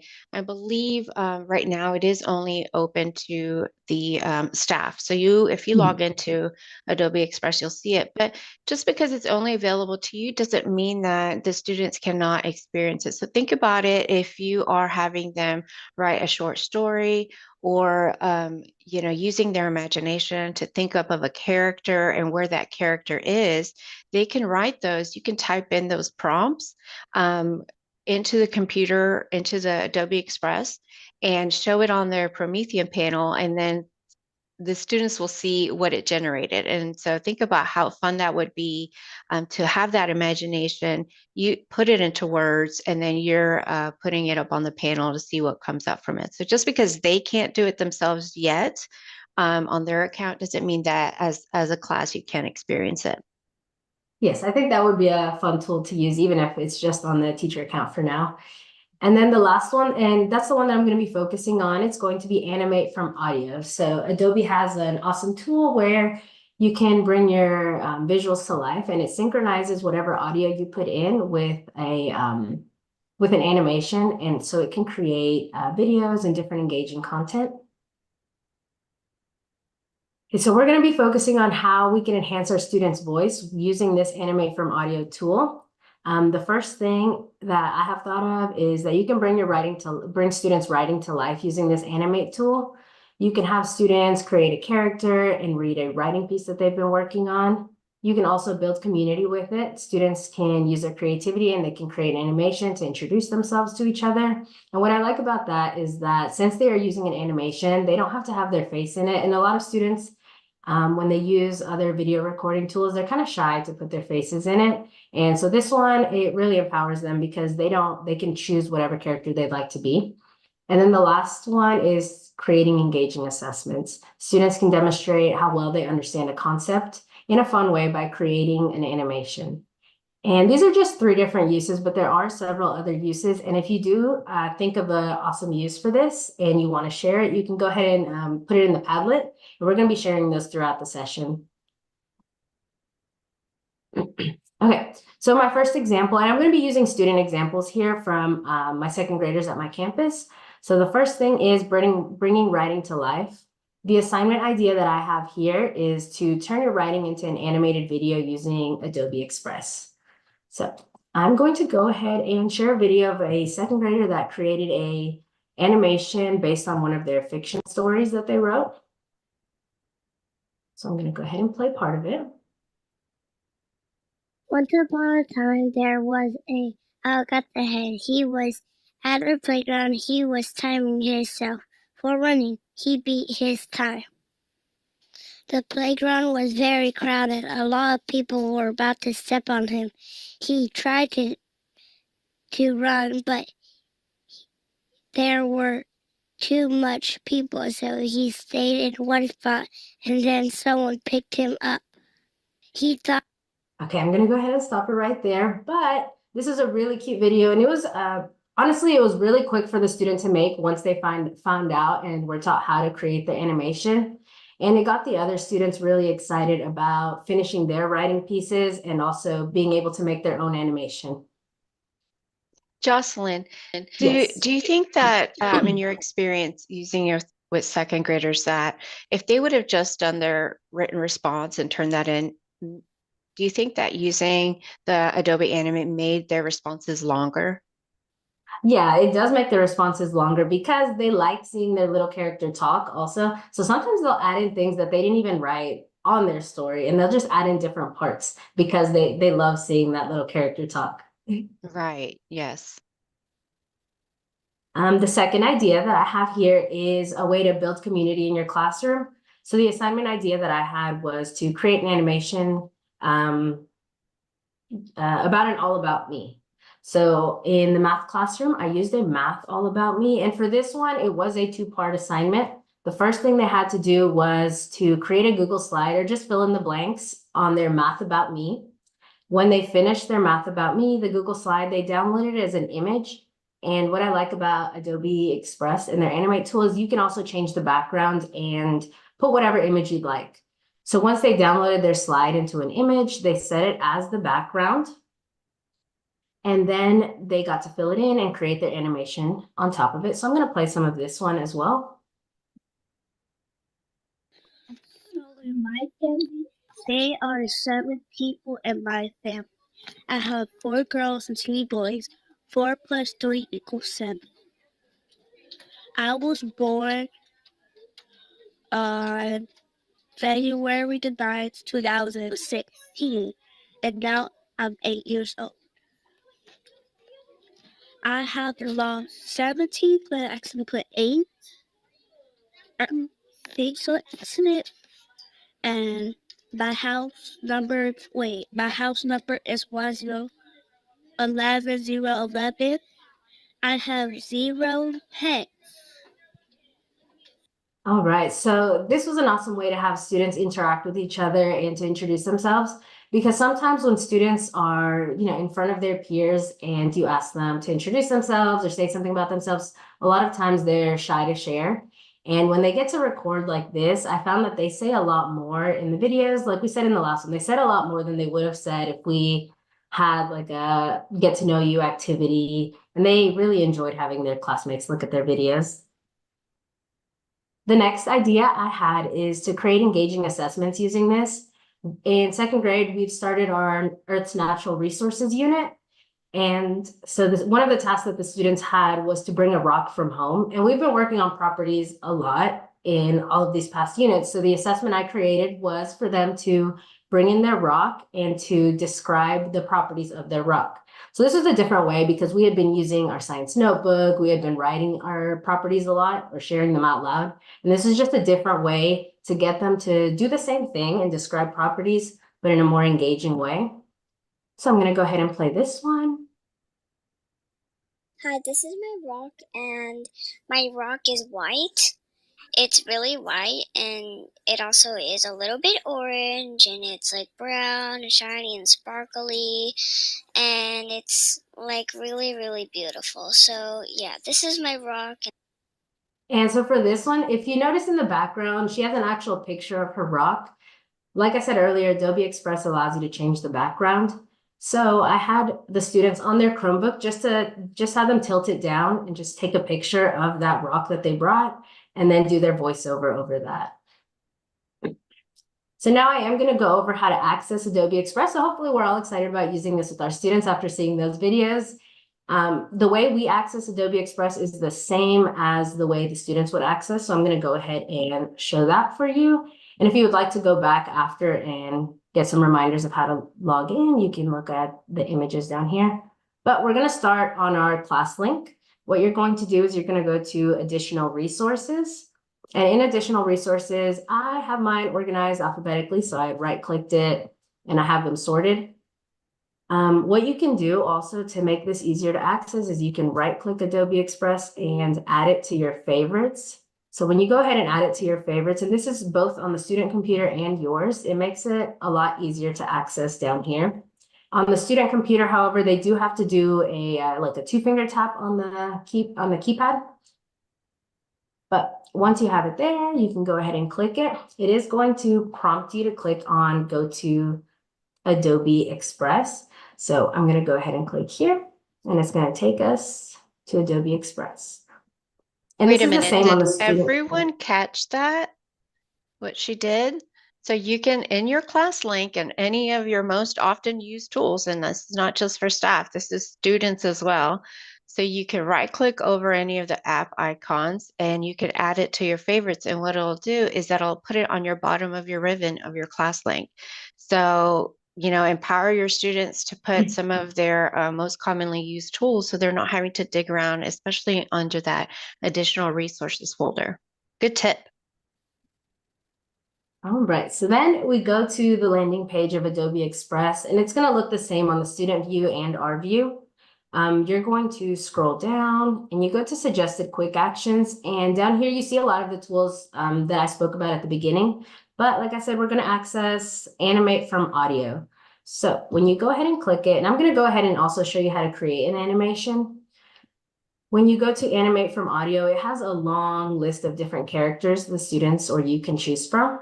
So once you pick a character, you go to background and you can change the background. Like I said, you can upload an image right here. That's how that's how the students did a couple of their sample projects that I showed you. They uploaded an image, but you can also choose from the ones you have down here, or you can choose just a color or a transparent image. For size, I usually just keep it on YouTube in landscape. So when they present it or I present it on the screen, it takes up the whole screen. All right, so that is it for how to animate. Oh, also, when you're ready to record, you click this button right here. You can enhance speech, and it makes it sound a little bit better if you click on this. And then you go ahead and record your audio. If you want to go back and look at the steps on how to create an animation, I did put a step-by-step guide right here. And then my next point is going to be, how do I get it to students? Because when we create an assignment, you want them to be able to access it easily. So the easiest way that I saw to get it to students is through Schoology. So I'm going to go ahead and walk you through the steps of how you can get Adobe Animate onto their Schoology. All right, so once you get to your Schoology, what I did here is I added materials and I added it as an assignment. So up here. Then you go ahead and let me go ahead and open it. So you add your name and you add your description. And for them to easily access it, I added a link here to Adobe Express. So you add your link, and we have to go back to Adobe for this one.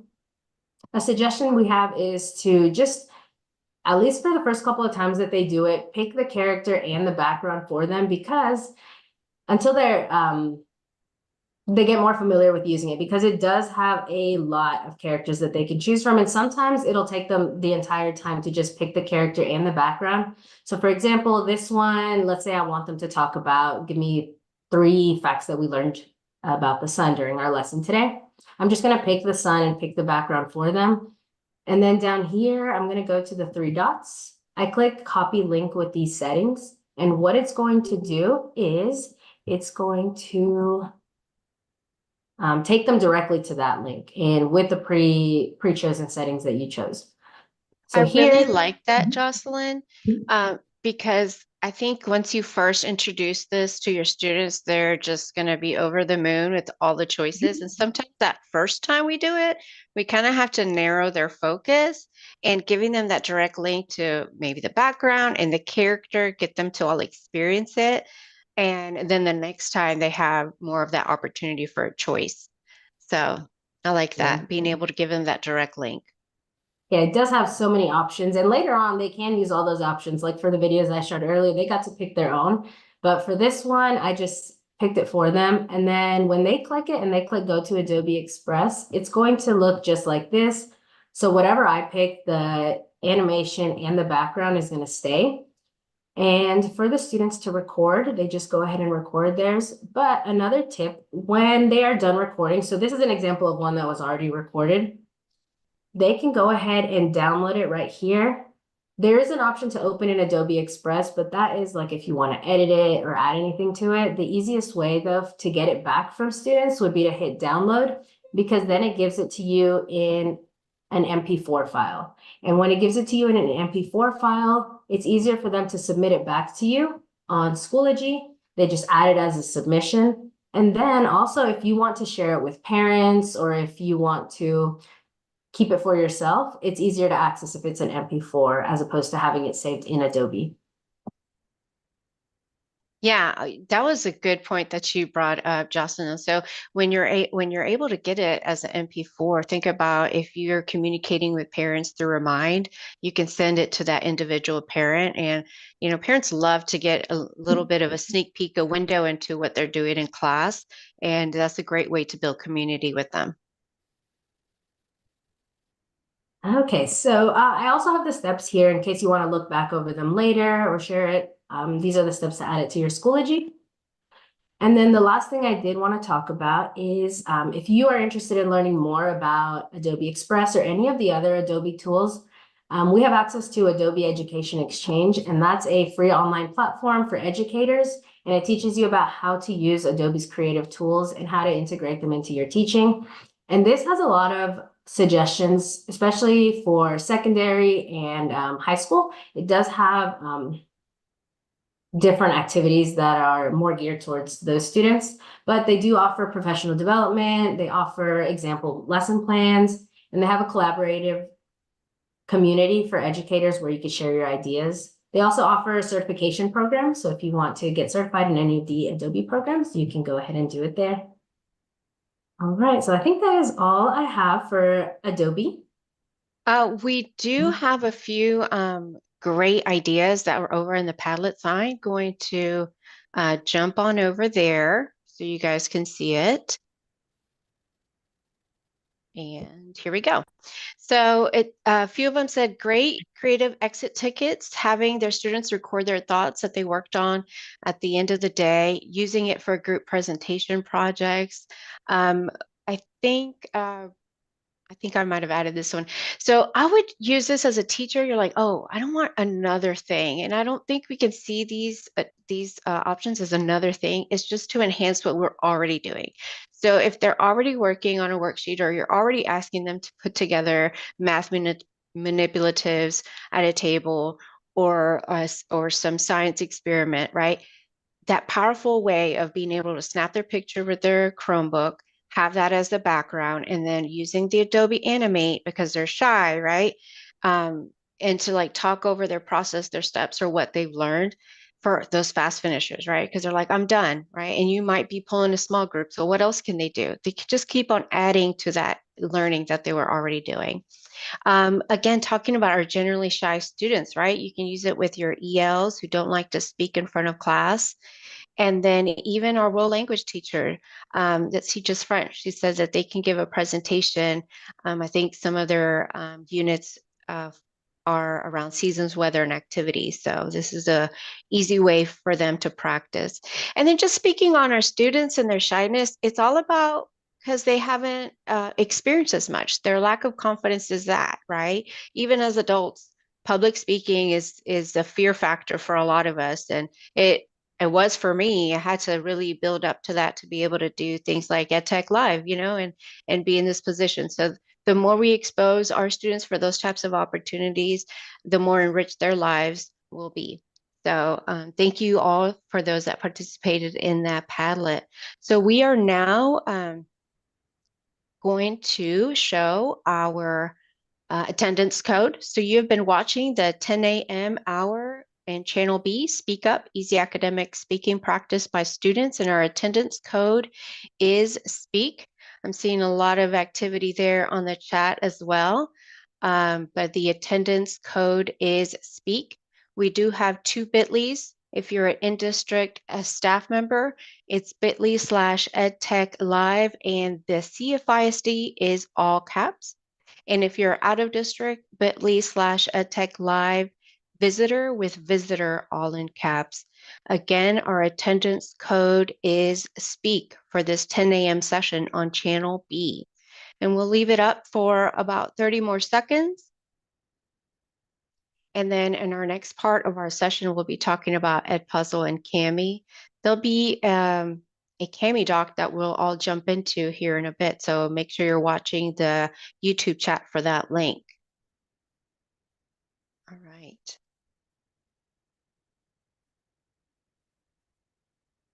Perfect. Okay, let's continue. So the next tool that we're going to be talking about is Edpuzzle. Hopefully, those of you that are joining us from Ferrer ISD, y'all are familiar with Edpuzzle and y'all have used it before. And really, I'm not going to be going into the real details of it, but I'm really focusing on introducing audio responses if you had not thought about using Edpuzzle as that type of tool. So can students respond to questions with audio?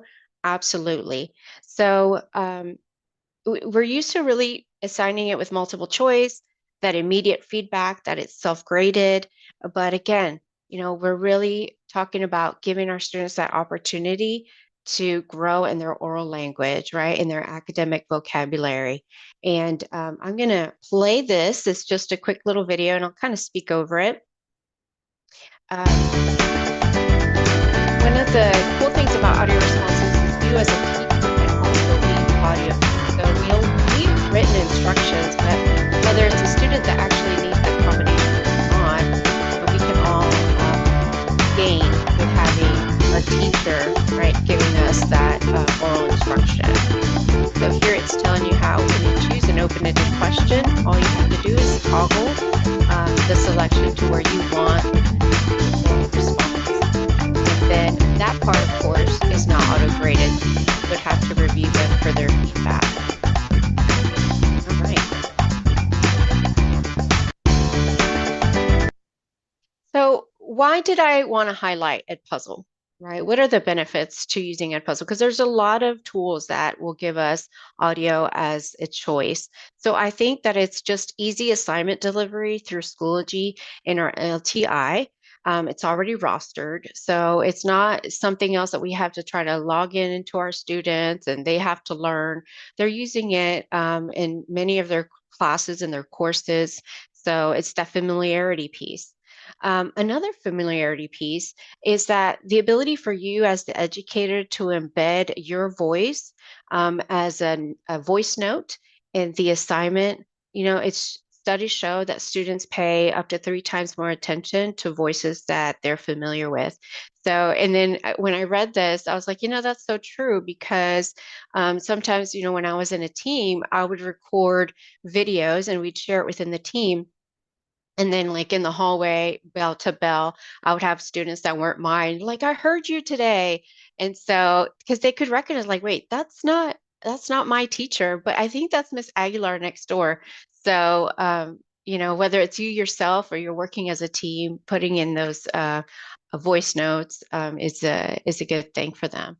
And then why Edpuzzle too? Because we can lean on that vast library of possibilities from the network of all educators that have Edpuzzle accounts, the network of educators here in Ferrer, and then all those YouTube resources we can pull in.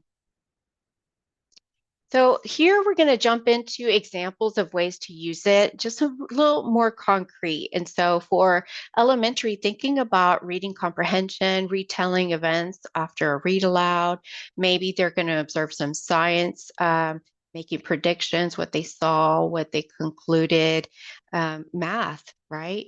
What story problems, creative storytelling, just really it's endless, the possibilities. So like I said, many of us were already choosing Edpuzzle as a formative assessment tool just with multiple choice. But what we want to open up the possibilities is to add that audio response. So here's an example. I might have to, I'm going to hit rewatch. And this The giraffe teacher makes its home in the actually created this with, she probably did a screencast. Notice how it's only 47 seconds long. So what I would recommend when you're starting to add some of these opportunities for your students is to do it with materials and topics that they've already seen several times, right? That's going to increase that confidence when they do their oral response that they know a little bit more about it. So I'll just different play it real animals quick. have different body structures and behaviors that help them to survive in a particular environment. So there still is multiple choice questions in this example. So they'll We are going to still look at get the some of that camel, the knowledge, giraffe, like, oh and the yeah, penguin to I see do the know about features of this. their bodies that help them live in their specific habitat. All right, but then at the end, and I'll just jump ahead. At the end, this is where the teacher has put in that instruction for the students. So now that you've learned about the animal adaptations, give a detailed description. And it's building that support, right? Write down your thoughts in at least 3 sentences so they can still type in their answer, but here's where they added now answer with audio, right? So they're going to get that support that they're going to be able to put their thoughts down because, you know, that's typically what happens in real life too. Even when we're presenting in a group of people, we prepare ourselves. So we need to kind of model that with our students as well. So let's go back to our presentation. And, you know, like I've been mentioning, seeking those audio responses from those previously learned topics, giving them the opportunity to write down what they know as they go through those multiple choice questions, and then wrapping up with that open-ended question to give those instructions and strategies you've modeled in class. So how do I set this up? When you choose an open-ended question, all you have to do is toggle the allow audio responses. So it'll know that in that question, you're going to allow that choice. This little mic within the body of where you type your question or what you want them to do, this is where you add your teacher voice, your oral instructions as well. So I know a lot of us lean on Edpuzzle because there's so much material already made. It has a bunch done and they already have multiple choice. And there's nothing wrong with making that copy into your account and just adding that open-ended question at the end. Another thing I wanted to highlight is, hey, how could we use this with our EBs and our language learners? So, you know, they always need more practice with listening comprehension, retelling events, maybe after a read aloud video that you can find, developing their vocabulary, what they predict, what they saw, what conclusions they think are, you know, going to happen. And then if you are really preparing your students for that TELPAS, I have found some already done out there for preparing for that testing module. And so here I went in and put a search for TELPAS, and I just did a link for you, and you'll see what all these other educators have done. But I did want to show you this one, which I think is a great example where you and your team, if you're working with a team, to help your ESL, EB students practice throughout the year. And not just, you know, as we lead up, I think right now, towards the end of February, we're in the thick of TELPAS season. So let's look at that one real quick. There we go. Sure that you're making an inference. Okay, so what I can tell that this educator did is it was just one slide that she had. It's probably something that students have seen, and she set it up, probably changes the picture, and gives a lot of support and scaffolding in it. So let's watch it. Look at the picture. In your writing, you will describe the picture. When you are ready to speak, describe at least 3 things in the picture. Tell as much as you can. You can use the sentence starters on the side. Make sure that you're making a connection. Make sure that you're making an inference. The longer your writing is, the higher your score will be. The better your vocabulary, the higher your score will be. You have 45 seconds. Try to make it as close to 45 seconds as possible. So I just really like that, you know, for my world language teachers, my Spanish and my French teachers that may be watching. I think this is great too. You know, we're all language learners, whether you're younger or older. Our NAC teachers could use something like this. But, you know, in my trainings, I say all the time that it's not just a focus on our EBs. I think our society in general, you know, the way our register is very casual. So it doesn't really matter if you're monolingual or dual language or any socioeconomic, our students all need that support to be able to speak with great academic language and be able to describe things and just express themselves. So having this opportunity for all our students and not just for singled out students, I think is best teaching practices. Before I move on to the next one, on this same screen, I wanted to show you how for this one, there's only one open-ended question. That was it. But she used the delivery of Edpuzzle for this. So if you had not thought of doing that before, Edpuzzle is a great way to do that. So it captures that recording for the student. So just make your template of your background, set them up with sentence starters, and then the only question is that open-ended question. Well, they'll respond to it.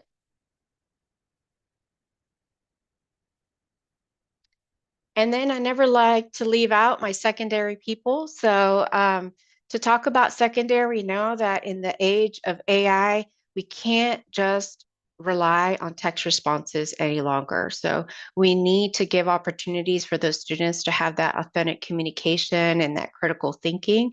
So, you know, I know in secondary Edpuzzle is used a lot, but think about adding those open-ended pieces. So I know we love to rely on that multiple choice that's self-graded, but in order for us to really gauge where the mastery is of our students and what they're learning, we kind of need to hear it in their own voice. So I won't dive into this example, but adding in those open-ended questions, you know, reminding our secondary students, yes, you have to answer in a complete sentence. They need that support as well. You'd be surprised. And they can take their notes to prepare their answer thoughtfully. Maybe you're asking them to include transition words. Maybe you're also giving them sentence stems, and that's okay. But just giving them those opportunities. Otherwise, just with text responses solely, we don't actually, you know, I mean, with multiple choice responses only and text only, where they just type in, we may not know where they're truly at. We need to hear it from them every once in a while. So let's jump into how teachers can access Edpuzzle. And hopefully you are familiar with it, but if not, all you have to do is go to edpuzzle.com and you just sign in using your district credentials like that. Once you're signed in, you'll see this where you can discover, that's just a general search. Edpuzzle originals are really great. They're all produced by Edpuzzle. So if you had not dug in there, I would recommend doing so. My content is what you've shared. Your network is other educators here in Cy-Fair, where you kind of follow somebody along. All right, this is a big one. Make sure you have the Chrome extension. So how do you know if you have the Chrome extension? You are going to look right next to your puzzle piece on your Chrome browser, and hopefully you'll see the logo for Edpuzzle. Also, if you have a lot of extensions like I do, you might have to click on the puzzle piece and it'll expand the list of all the extensions you have. So right here on the top, it's a link that goes directly to the Chrome store for you to add it in if you do not have it.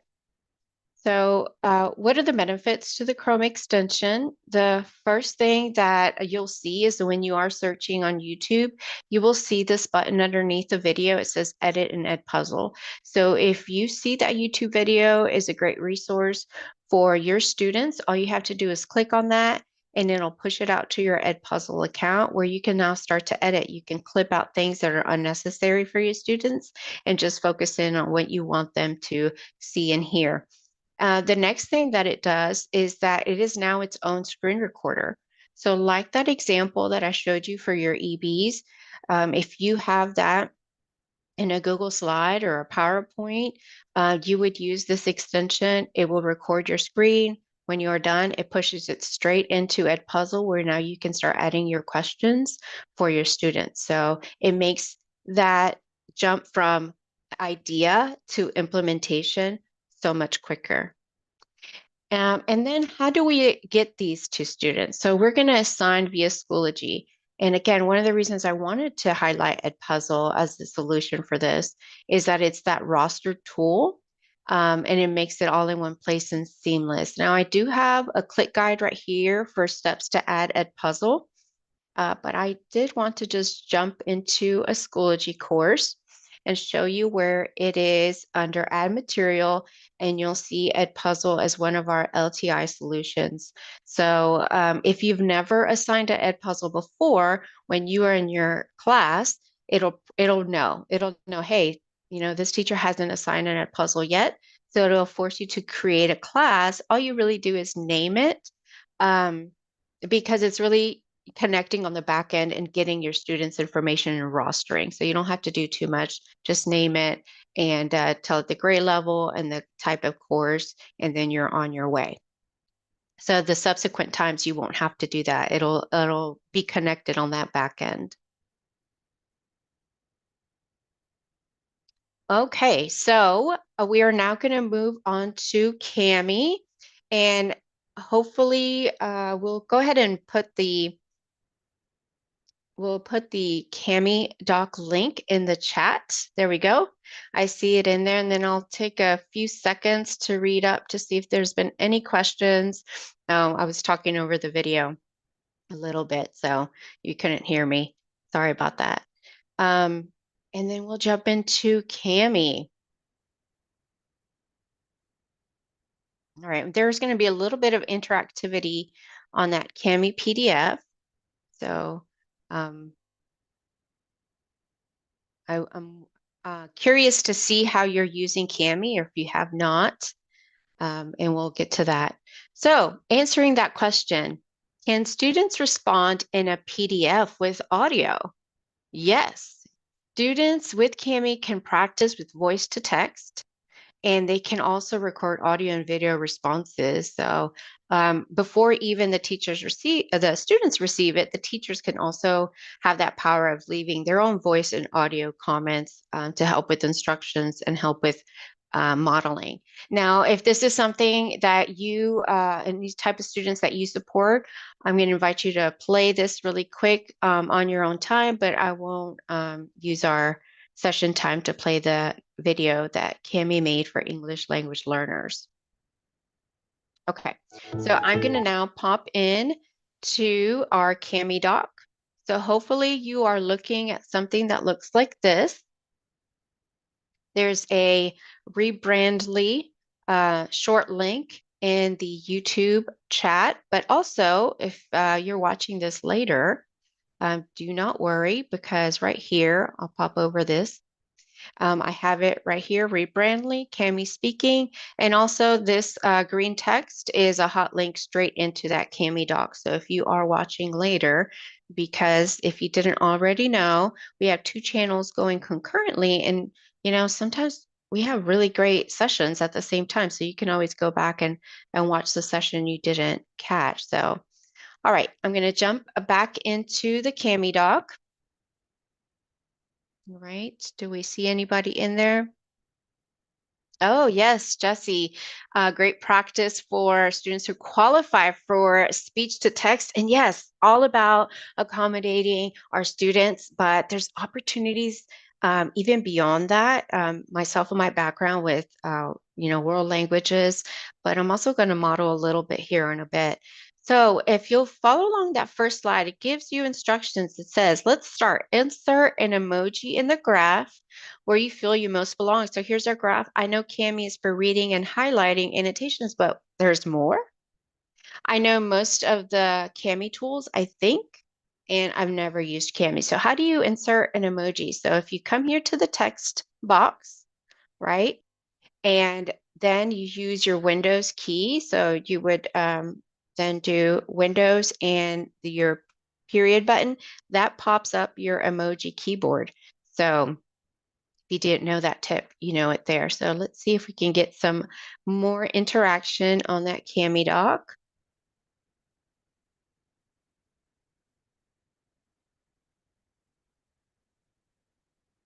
Oh, there we go. That's fun. So part of what I'm doing with this is obviously, I don't want to be speaking to myself and I want to see where you guys are at, but to model what you can do with the Cami doc in your class. So if you ever do any like four corners and your kids don't actually want to get up anymore, I'm talking to you, my secondary people, you can make a Cami doc that's the four corners and they can be, selecting, where they are on their thoughts of whatever you're talking about using a Cami doc because you can move all your little emojis or images around. Okay. All right. So far I see that most of us know that Cami is a PDF alternative, right? That you could read and highlight annotations, but there is definitely more. And by the way, there is a 11 o'clock full of Cami, but right now with me, I'm just really going to focus on the speaking practice. Okay. One other thing that I wanted to show you is that I've made purposefully these Cami docs in not in portrait mode, but in landscape, because thinking about how our students have their Chromebooks, it's kind of a downer to always have to do this to see the same page. And so someone brought that to my attention several weeks ago, and I'm like, oh, that's so true.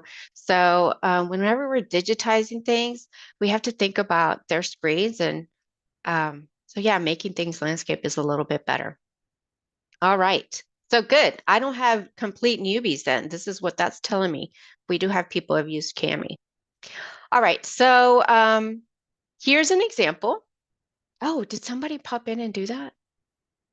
Or that was me yesterday playing around. I'm going to erase that. So here's an example of just a reading passage where if this was a worksheet, you would have your students write things in, right? But we're going to empower them with their voice. So the first step, I say, hey, click on text. And this is doing the voice to text. Once you click on that, this toolbar at the top pops up. It's kind of hiding. You got to go all the way to the right. And here he is, the voice typing. So you're going to click on that. Sam does not get up until 1 in the afternoon. He never brushes his teeth. So I really love this. I'm going to turn that off. It'll keep going.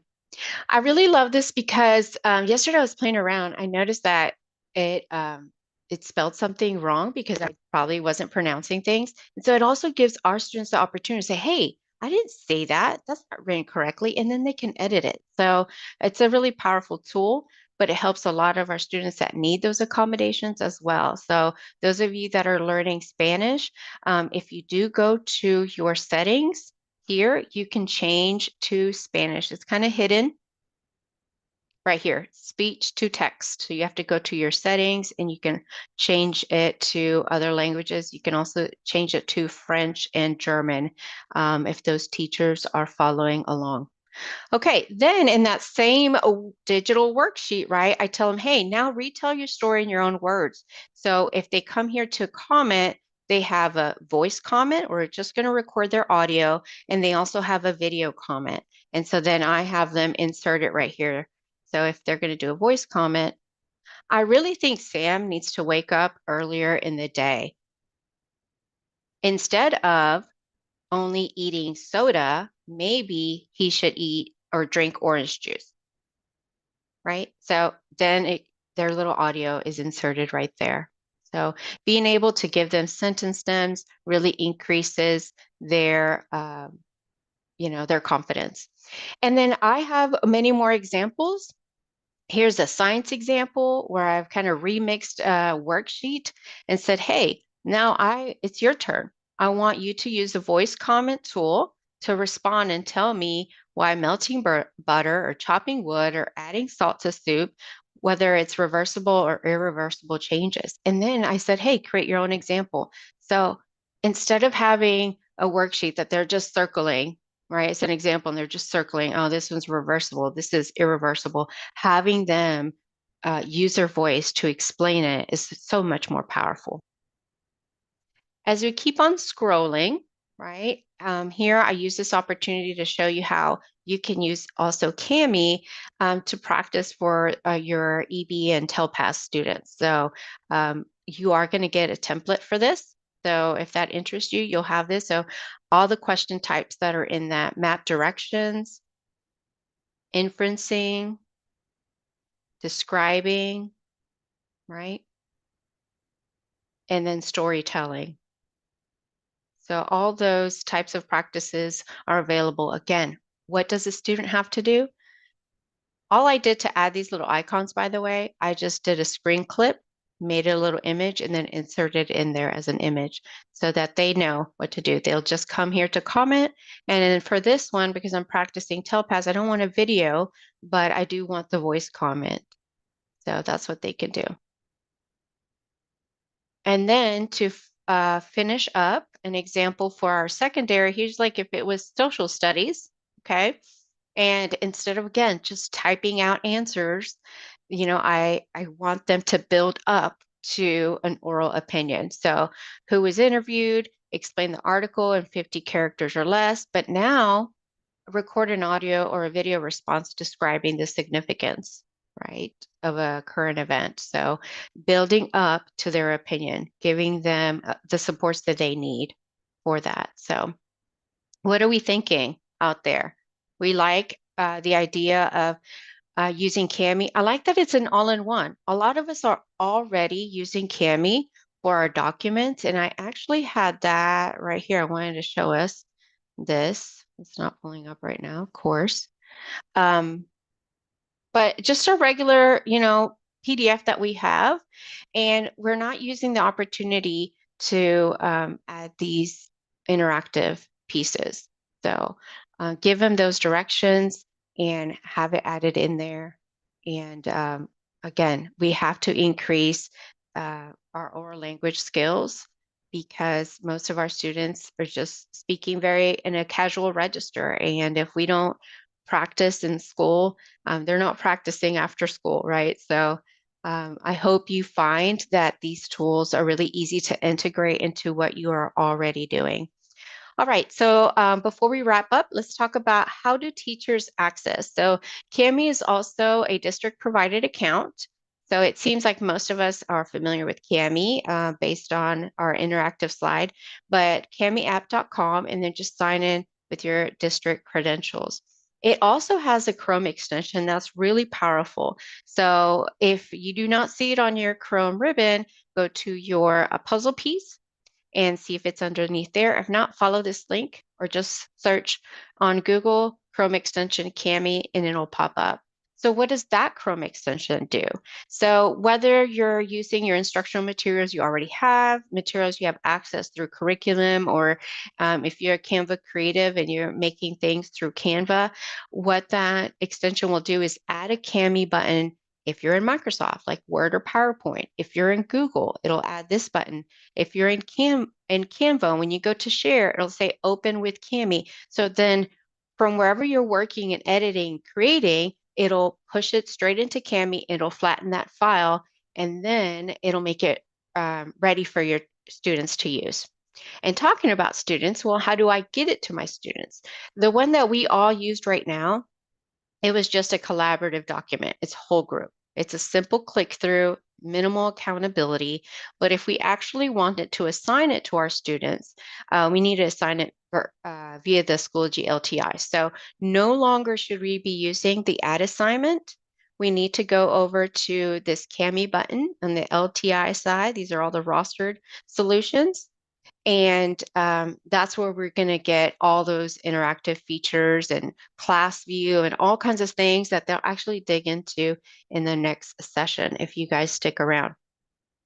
So again, I am going to show you the collaborative document. It's just when I am in here and I want to share a link and I can say just my domain, which means our district people, or right here, I might have had out of district, so I chose this one. And you have to click editor if you want them to add like emojis or pictures or whatnot. So, but that's that minimal accountability. When I want them to record, because I don't want 25 recordings going in there all at once, then I would assign it through Schoology LTI.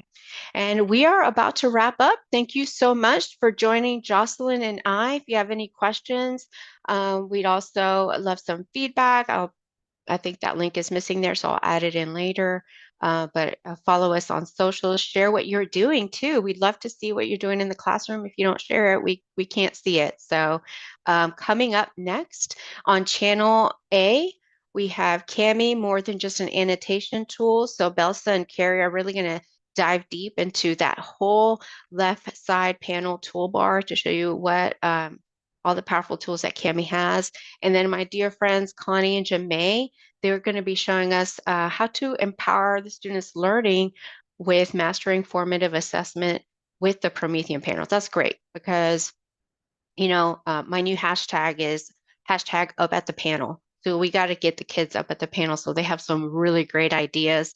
And if you're just torn and you're like, I don't know which one to go to, don't worry, because you can always catch any of our sessions this morning, whether channel A or B, all the way through Sunday night at 11:59 p.m. Not that we want you up that late, but you have the opportunity to have that work-life balance and then pop in and catch some of this later. So Joselyn, you want to say goodbye? All right. Thank you, everyone. And if you have any questions about Adobe Express, feel free to send me an email. My email was in the last slide, but thank you so much.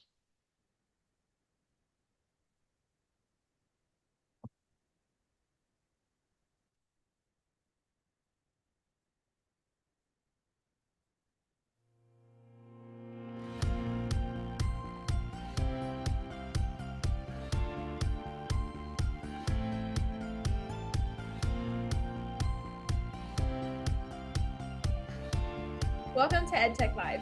We are happy that you are here. I'm Ryan, and this is Tamara. We'd like to take a moment to welcome you to today's event and give you a little information about what to expect. New sessions start each hour, and you can stay for the whole event or just watch the sessions that you're interested in seeing. There is a 10 to 15 minute break between each session where you can enter your attendance credit or take care of personal needs. During the live event, you also have 2 sessions to choose from each hour. After the live event, you can watch any of the other sessions on your own time. During each session, the host will give you a link and a secret code to jot down.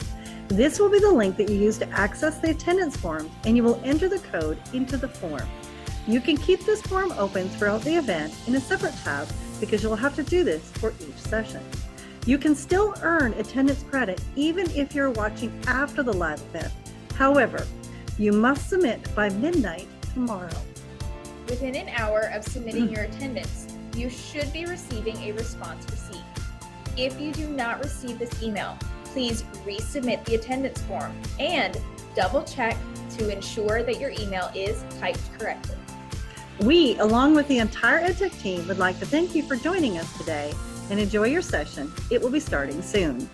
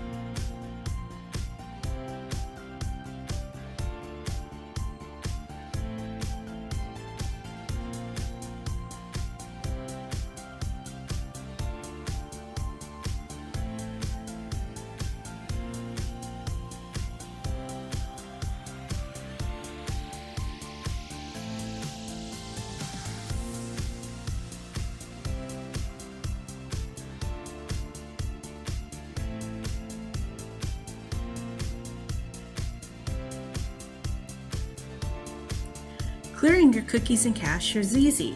All you need to do is click on the three dots, scroll down and click on Settings.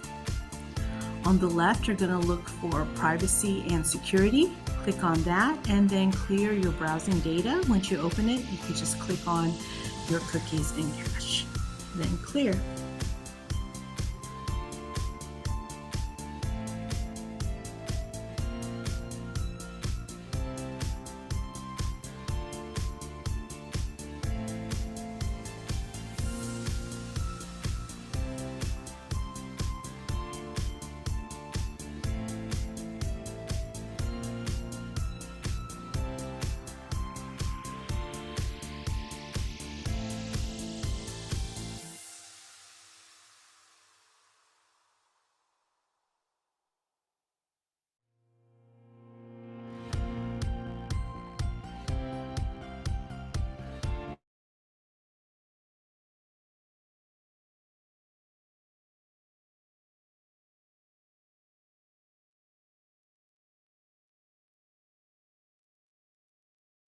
All right, everyone.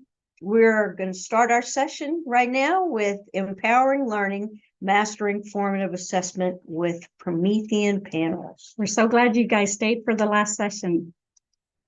So I am Jamay Johnson. And I'm Connie Wood. We were switched on our cameras, so we thought we'd have a little fun. So we're about to get started, but we know you've been here all morning and you've heard several times about how you can split your screen and all that, but you don't need to split your screen with us because we're going to just be showing examples. So you don't need to work along with us. And also, if you want to watch us later or you want to scrub back and forth, you know to do that in the settings in your YouTube. Is there anything else we need to mention, Jamay? Other than our names, we are the EdTech specialists inside Ferrer, and so we are really happy that you are with us this morning. Yes. So we're going to get started. All right. So by the end of the session, you're going to be given examples of digital assessments that you can use on your panel. Like the last session, Michelle was saying hashtag use up at the panel. That's what we're going to try to get you to use. So take a look at these 4 elements and ask yourself, where am I? Where am I going? And how am I going to help my students close the gap? Okay, we know you're probably really familiar with formative assessment and summative assessment, but we thought this would be a good analogy, a recipe analogy of what formative assessment is as compared to summative assessment. So really the formative assessment is all of the cooking and the tasting and all the things you do prior to actually serving it to your student or the customer, and that would be your summative assessment, is that final thing for you. Sorry about that. How did we get so far? Okay. So you're done? Yes, ma'am. I think that I would have I wouldn't be able to cook anymore because I'd be tasting. So we're going to talk about the difference between formative and summative assessments. You know that formative assessments occur while the learning is going on, and it allows you and the students to pivot in the midstream and change up your strategies if you need to. It also provides area for improvement. And the big thing that we're going to be talking about probably the whole session is implementing the feedback. You want to make sure that you give feedback to your students through the entire learning. And then paired with the formative assessment is the summative assessment, and that definitely occurs at the end of the learning process, all the things you were doing in the formative assessment, and then it's followed by that final evaluation, and then paired off with a grade. That's kind of and then it goes along with that high stake testing that's involved with the students. So that's kind of the comparison of the two. So we really want to concentrate today on the formative assessment part and how we can use it with the panels. So what teachers need to know?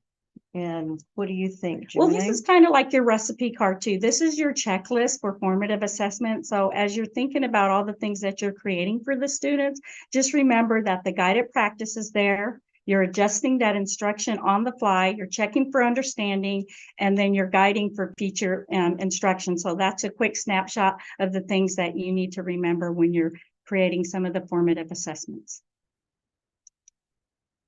Okay, so we're talking a lot about pedagogy right now, but we're going to jump into the tools in just a second. So the 4 elements of formative assessment that you need to remember are here. Okay, it's okay. The first thing is identifying the gap. So when you're identifying the gap, that's that observation, your all of the things that you're needing to figure out where the kids are so that you can start creating your formative assessments.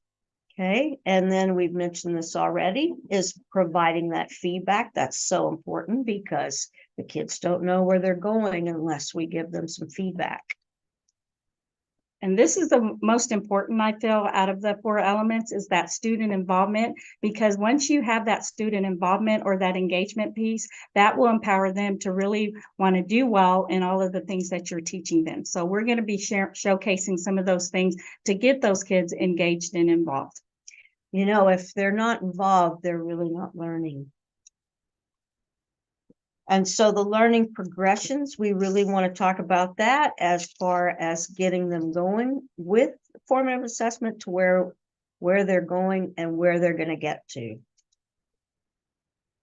So we've heard of all the different kinds of formative assessments. We know that there are some traditional ones with like the emojis, thumbs up and thumbs down, but we are feeling that the digital formative assessments are really becoming more popular. And we found this short video that kind of goes through this and kind of encapsulates everything that we're going to talk about today. So just go ahead and let's watch this quick video.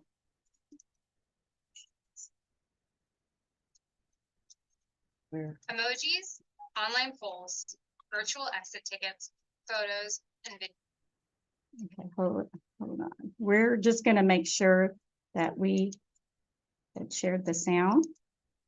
Okay, because we really want you guys to hear this. So yeah, we're going to check on this side, and here we go.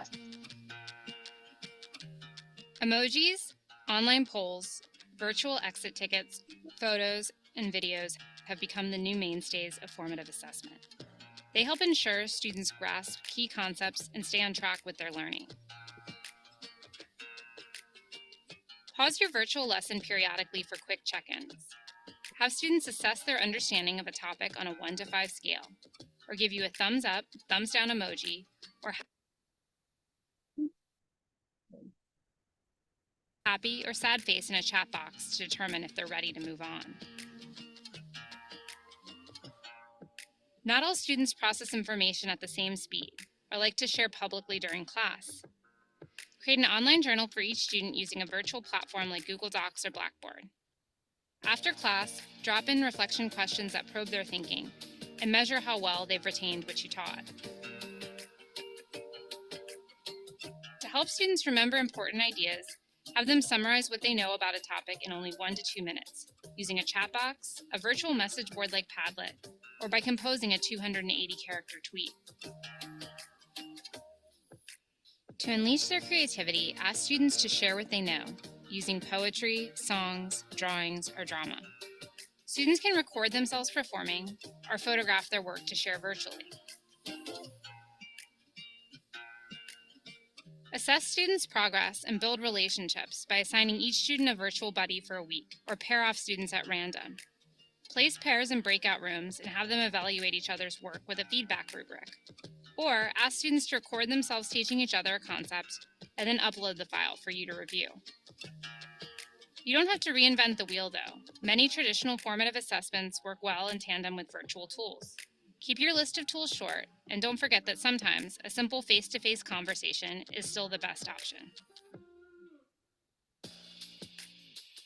Well, Jamay, you know what? I was watching that video, and I think all the sessions that we've had earlier kind of encapsulated all that video said. So hopefully this will be at the end. We'll talk about this again, but please go back and watch the sessions. We've had some great ones today. Yes, I thought that was really a good quick video that showed that, you know, you can still use the traditional formative assessment alongside with some of the digital formative assessment. So I really like that video because it really shared that. And so on this slide where it says, what about buy-in for student-centered learning? Remember where that we're the going. kids have to be there. So this little collage here kind of explains some of the things that you may be seeing in your classroom or things for you to consider. If you're looking at this particular collage here, you can see that the kids are actively involved, that there's some student, I guess there's some peer-to-peer that's going on. You can see the teacher in the back working in a mini center with some of the kids, but that classroom itself is led by even the students, the teachers, and then I see a panel with some timers on it. I don't know. I know that's something that we want to talk about today, but let's talk about the panel. What do you see, Connie? Right. Well, and like you said, the teachers in the back, when I'm doing my trainings and in even high school or whatever, you could have control of your panel with a wireless keyboard and mouse, be back in the back of the classroom conducting your small group. You could set your timer or use your spinner and have kids coming up to the board through the whole classroom. And Jamay, we need to realize that if you're training your classroom, that you can trust your kids to go up to that panel and work on it without you having to be so worried what you're doing with your small group. Yeah, so hopefully that will help that buy-in piece for that as well. Right. So the ways to encourage the students to develop patience with technology, we always think that students know everything about technology, but they don't. So we're going to talk about from the teacher side and the student side. So as a teacher, you want to make sure that your learning goals are clear and specific, not only about the lesson, but about the tool and the panel that you're using. And the student should understand those goals that they're working on, and then they will develop their own understanding and take charge of their own learning. Right. When the teacher's part is clear. Right. And if you use varied, differentiated tasks along with each student at the appropriate levels of their challenge, they will be a lot more engaged in their student-centered learning. And then as the students will then be able to present and understand that those strategies that the teacher have given them and be able to be engaged in the different ways that's being shared with them. Right. And again, I can't emphasize enough, it's timely, focused feedback for those students. And once the kids realize that they are getting feedback, it makes it purposeful for them as they're going through their understanding of their learning goals as well. Right. And we know that it's important, to teach those kids and the tool and expect to give them the feedback that they need even before trying the assessment.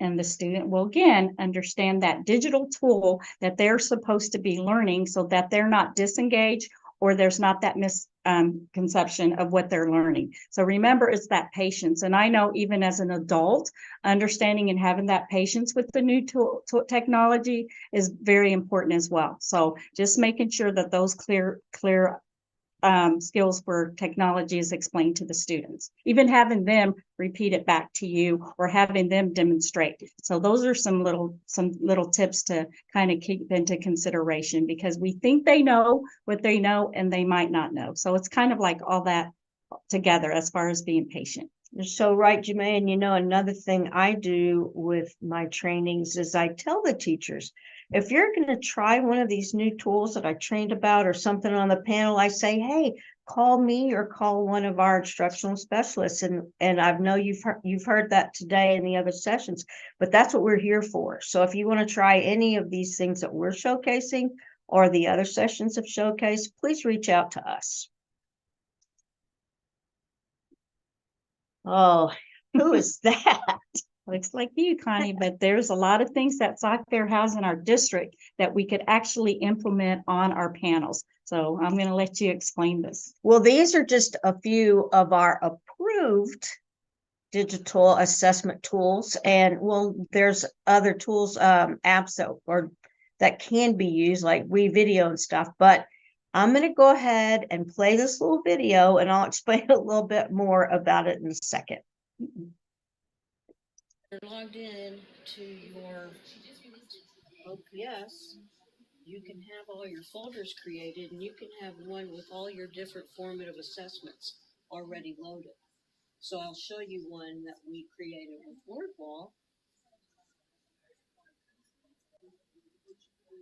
You know, our great fast internet. You have to cut that time out. And so here it comes, and you just click on your activity. It throws it right into the panel. And you can go ahead and click start and have your students come up. It's timed so they can have a lot of fun with like a contest of who can do it the fastest. It's really cute in how to do it. Oh, Australia, Antarctica, and you keep going and then you submit your answers and it tells you which ones were right and you can share it out to your kids.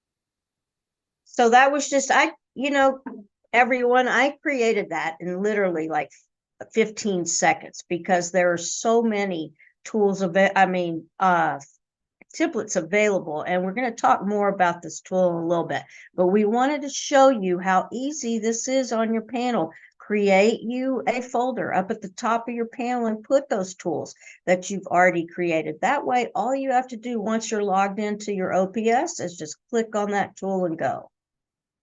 Pretty easy. And that I noticed that you showcase something that we're going to showcase with you as well. I can't wait.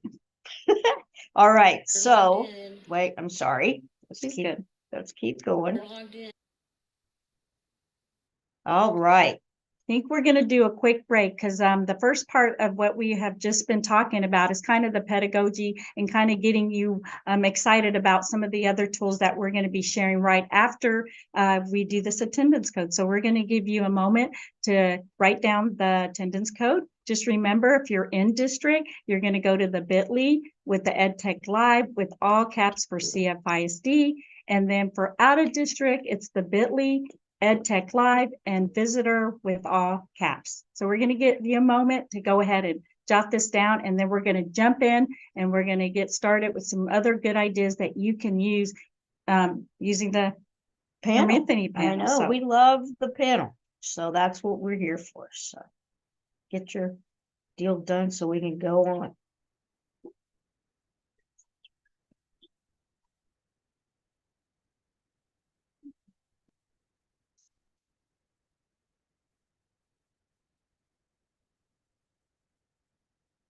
We're being a little quiet because sometimes we can ramble, but we just want to make sure that you get the attendance code, and we appreciate you being here and that you're going to be able to get some good ideas because we're going to jump into some things that you could utilize right as soon as you get back to your classrooms on Monday.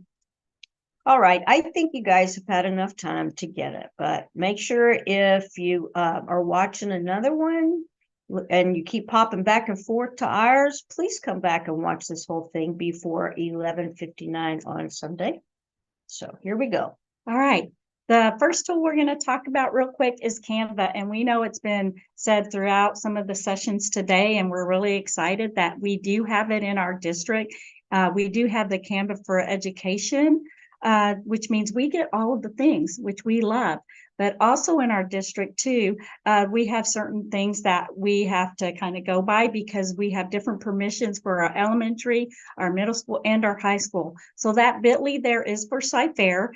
And so if you could go to that bit.ly when you get an opportunity, it will show you how to access Canva, how you can use it with team members, how to create folders, how you can share some of those designs you're making, and of course, how to access those things. So if you get a chance, you will go to that bit.ly and you will get all the information of how we do it in Ferrer. But we're going to go ahead and jump into the next thing with Canva because we're excited about it because we're trying to show you some things that will allow student participation.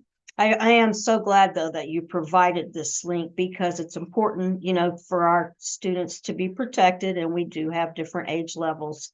So that's a great page that you shared with us, Jamay. All right. Oh, we're going to jump into this. I really love this one because we actually, Connie and I were going out to some of our campuses in Ferrer because we wanted to show you real examples of how it's being used. And we had this teacher do this actual Canva activity on the fly, and she is doing a formative assessment using some of the templates in Canva. So without me talking, I would like to go ahead and show you how she did it, and she will explain using it while using it on the panel itself. And this is beautiful Natalie at Owens, and she was so accommodating for us. 2. Okay, so you're going to sign into your MyCFISD. Okay. And then you can either search Canva here. I have mine favorited for it to automatically log in. You can easily come up here and type in formative assessments.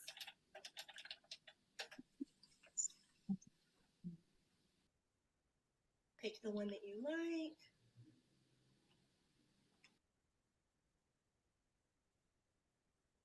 Let it load. And then you'll go into your apps on the Promethean board.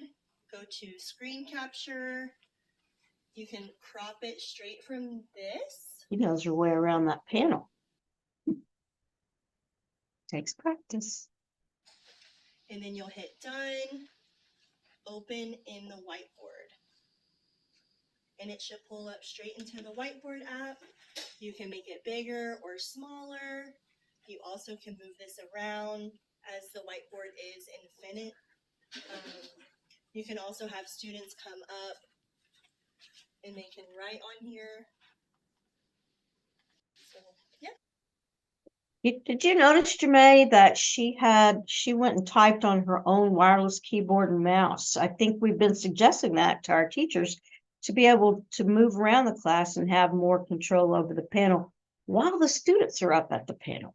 Oh, that's a great idea. And I love the fact that she was using the annotation tools, and we'll talk a little bit more about that as well. But she did it on the fly. She made that video and she was able to demonstrate this to you. So imagine if you had a chance to kind of plan for it and have it all ready to go and ready for your students. And she even talked about the infinite whiteboard. We know that we don't have a lot of whiteboard space in our room sometimes. So just to let you know that the Promethean panel has a great infinite whiteboard.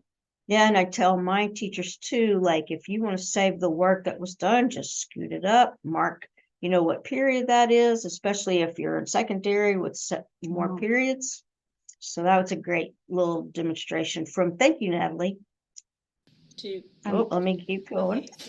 Okay, the next thing that we want to share with Canva, because we're still going to kind of highlight the participation with your students, is Canva Live. I know it was around this summer because I believe Michelle had kind of shared that with one of her trainings, but that Canva Live is awesome. And this is a little gift to show you that once you're in present mode and you go down to the bottom, there's that little live icon. When you click on that, you can say start session. And then you either will get a QR code or a code itself, and the students will join by going to canva.live. And then you can see all the chat along the sides and all the information. So there's your feedback and their response to whatever you're showing, in Canva, so that you can, adjust your teaching or do whatever. But it's nice to be able to have that response there if you use that Canva Live. So I was excited about the Canva Live. And then of course you end the sessions and you're good to go. And we have directions on either side. And of course we will be sharing this presentation at the end. So if you haven't tried Canva Live, you might want to look at that. Well, and it'd be so dynamic on the panel doing that with all your students, seeing it live up on the panel. I love it. I do too. Oh, here we go. We're at an oldie, but this is Active Inspire, and we know lots and lots of secondary people use it, but mainly primary. And the thing is, I'm going to show you a little video and then we'll talk about it, but it's updated and it's awesome. Oops. Sorry. I did that. It's okay. There we go. I know it was starting. There we go. Whoop. I should let you just go ahead. Just click on it. We're sorry about that. We're just clicking. All right, here we go.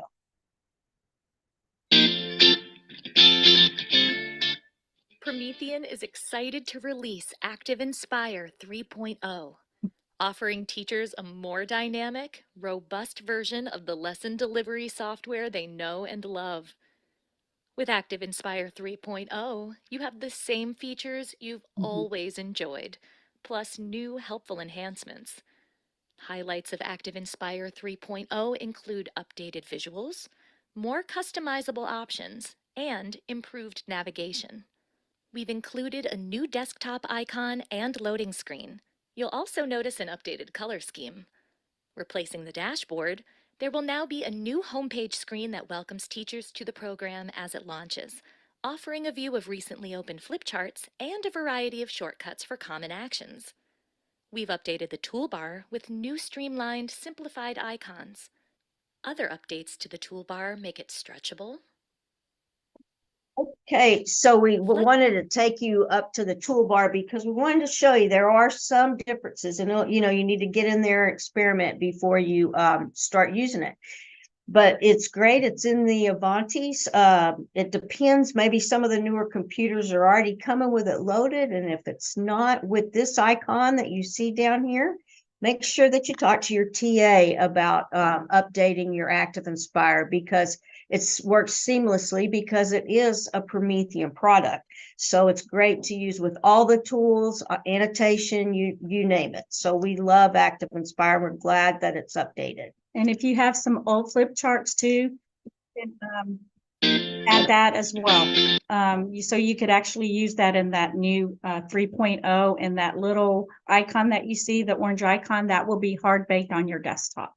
Yeah, and yeah, that's a great point that you brought up, because I know back in the day, people built tons of them, and you want to be able to still use them. So they go in there. You might have to do a couple little glitchy things, but you can make it work. And I want to put a plug in too, because I know that we have different types of panels out there. Some that just doesn't, probably what Connie was talking about, the OPS, that's going to happen later for all of us soon.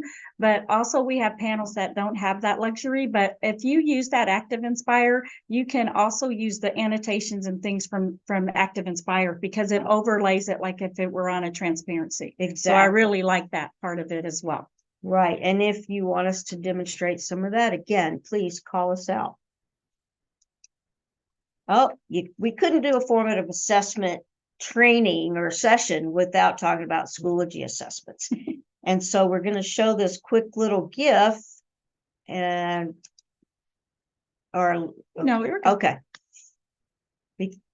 Well, actually, we know that this is a real primary one, but if you use any handouts, whether or not you're middle and high school, you can do a quick screenshot or you can snip it. And we were just showing you how simple that was, because you can go ahead and create an assessment in Schoology and then identify, which assessment you want. There are about 18 different ones, but this one's a simple one that all you do is you go in, you upload your image in there, and then we're going to choose the highlight image part. And then it gives you different colored highlighters. And then up in the top part, you will upload your image. And then once it's loaded, you can see that you could actually have the students, once it's, I'm trying to go along with the little GIF, but it's okay. But you can see that then how simple it is to just use something like that, an assessment with using Schoology. So that, like I said, that was a simple one, but there's more like multiple choice. There's some open-ended, there's some match ones, but if you haven't experienced any of the Schoology assessments, you may want to go in there and use some of those, because you have that instant feedback. Remember, we're talking about formative assessment and addressing what they need to know prior to the summative assessment. So that was a quick one on Schoology, and we do have Schoology as our learning management system. So that's why we're sharing that with you as well. And you can see, I mean, there, like Jamay said, there was over 18 different little formative assessment tools that you could pop right in your panel, and the kids could come up and do them. And right here, we provided you with a great tutorial on how to do that. All righty. Oh, here we go. This is good. This is my passion, and my whole team knows that I'm really excited about this, and I've been trying to push it. And then we had a meeting, and we're trying to really get this going. But this is the Destiny Discover.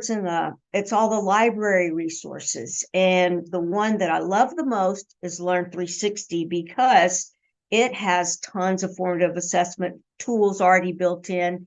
It has video, it has everything. But I have my favorite librarian, Dr. Novotny, showing us how to use it. Good morning. I am Dr. Rebecca Novotny, the librarian at Cy Lakes High School, and I am helping out Connie and Jamay and showing you guys Learn 360.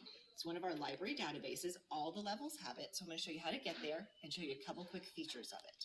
So when you get into, and we just opened Chrome, if you happen to have the bookmarks, the CFISD bookmarks up here, you're just going to click on bookmarks and go to library. If not, you can go to the library homepage. You can open your my.cfisd.net and click on library resources and click on your library. Lots of ways. Ask your librarian if you need help. When you get here, you'll see a whole list of schools. Just pick your school. We're going to look at Cy Lakes today. So we're going to look at one of the high school setups. And it opens into Destiny Discover. And this is where you're going to, everybody's going to see, but it's going to look a little different at each level, what you'll see. But you should always find a learning resources section, and you'll see the different databases we have. Some of the pictures will be different. Some might not have everything. Talk to your librarian about all these different databases. But here's where you're going to look. Today, we're going to look at Learn 360. So that's right here. And this is a district database. It has interactive pieces, it has videos, it has audio, and it's all subjects. We have some premium content in it, and it's different grade levels. So when we come in, you're going to log in, get your password, username and password from your librarian. Sorry about the interruption, guys. Yeah. So this is our resources, and right now we're looking at it all. That's pre-K through 12, but you have all of these resources here. If you want to look specifically, let's say at elementary or at secondary, you're going to click on the 3 lines, and you'll see where you can pull it up. Elementary is pre-K through 5, and secondary is 6 through 12. And it just kind of gives you some featured products and what we've got. I'm actually just going to pull that back up and show you some basics. When you get on here, you're going to see your topic center.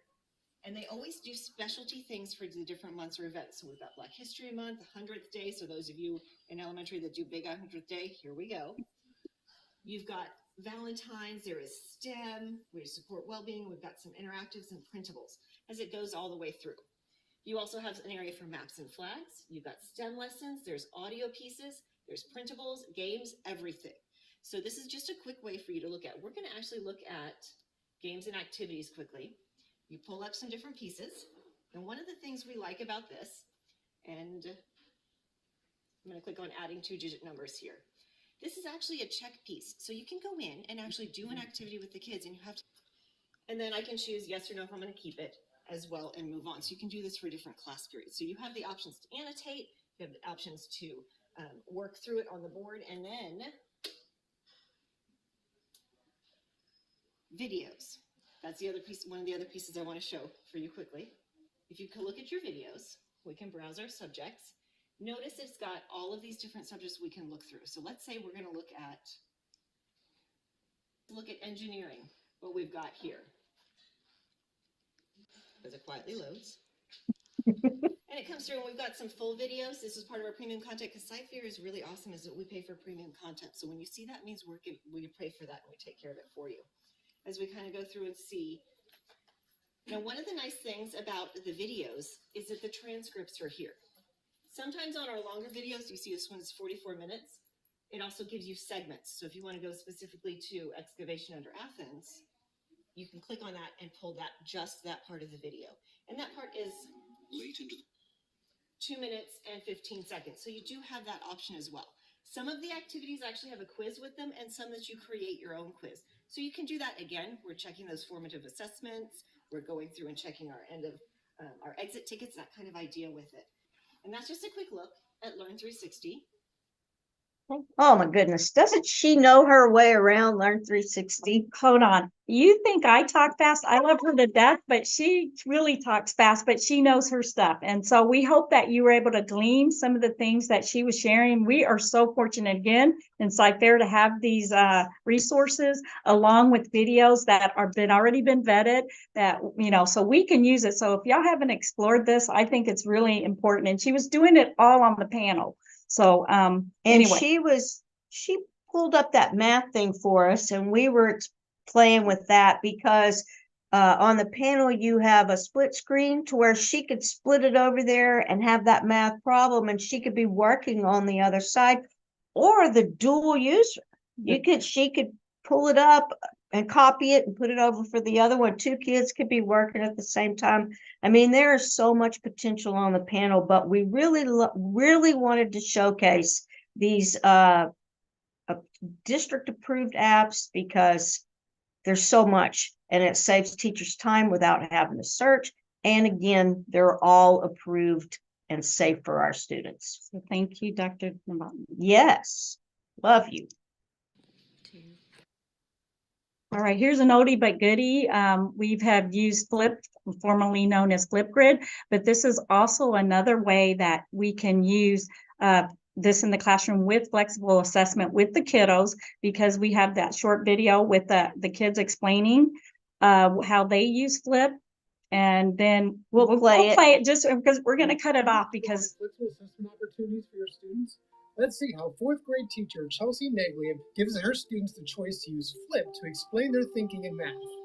They were really excited about it when I had told them that it was part of our playlist that week. They're so motivated and they're so engaged. So I want to explain how to other people how I solve it, and maybe my way's different, and maybe they can try it too. Like, it helps me think about the problem more than just writing it down on paper.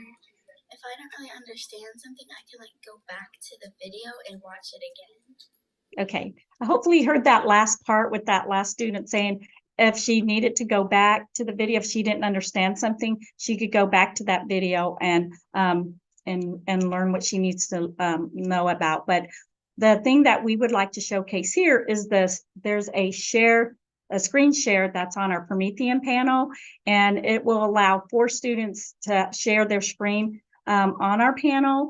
And what a great way to showcase and show how the students can show their learning with and compare them on the panel, showing the 3 different or the 4 different students doing the same problem and how they solved it.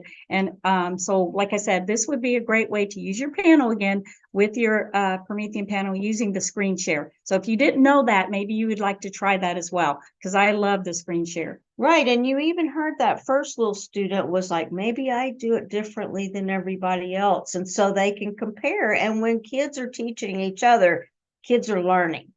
And a quick plug for cybersecurity. We know that the students are always on camera. So this would be a great way you could talk with your students about doing things appropriately in front of the camera.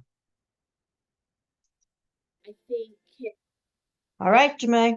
All right. Again, here's another tool that we can use, Padlet. Padlet's been around for a long time, but we know that those resources that are, like Padlet and Flip, they keep coming up with some really good new features to keep them going and keep us using it. So Padlet actually came out with breakout links, which I didn't know about, and then submission request links. They have auto moderations for audio and video transcripts, and then some rebuilt templates. But like I said, the breakout link is what really caught my attention, because remember, we're talking about formative assessment and even how to use it on the panel. So we're going to show this, and it starts off with a professional way, but we'll show this quick video. Welcome to Padlet.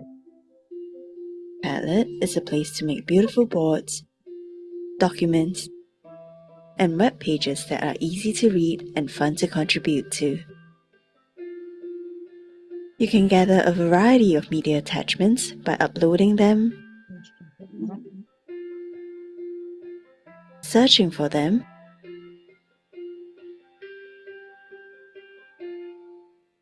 or even creating them in real time. So we're just going to stop it there, because we just wanted to show that there are so many different responses that they could use. Like, they could do video response, they could still do the post-it, they could add GIFs, they could do all the things that, you could just see all the different choices. But we like Padlet for that regard, because students have a different way of explaining themselves, so they can choose. So I like that they have choice using the Padlet. So we're going to go on, and I wanted to talk about the breakout link one, because what I like about that too is that you create these topics for the students. But the cool thing is that as the teacher, you only give that student that section of what you want to do, what you want them to actually do. So for example, the one on the left is how to create those breakout links, but the one on the right, we kind of did a quick demo. We want to just kind of show you and demonstrate that to you real quick.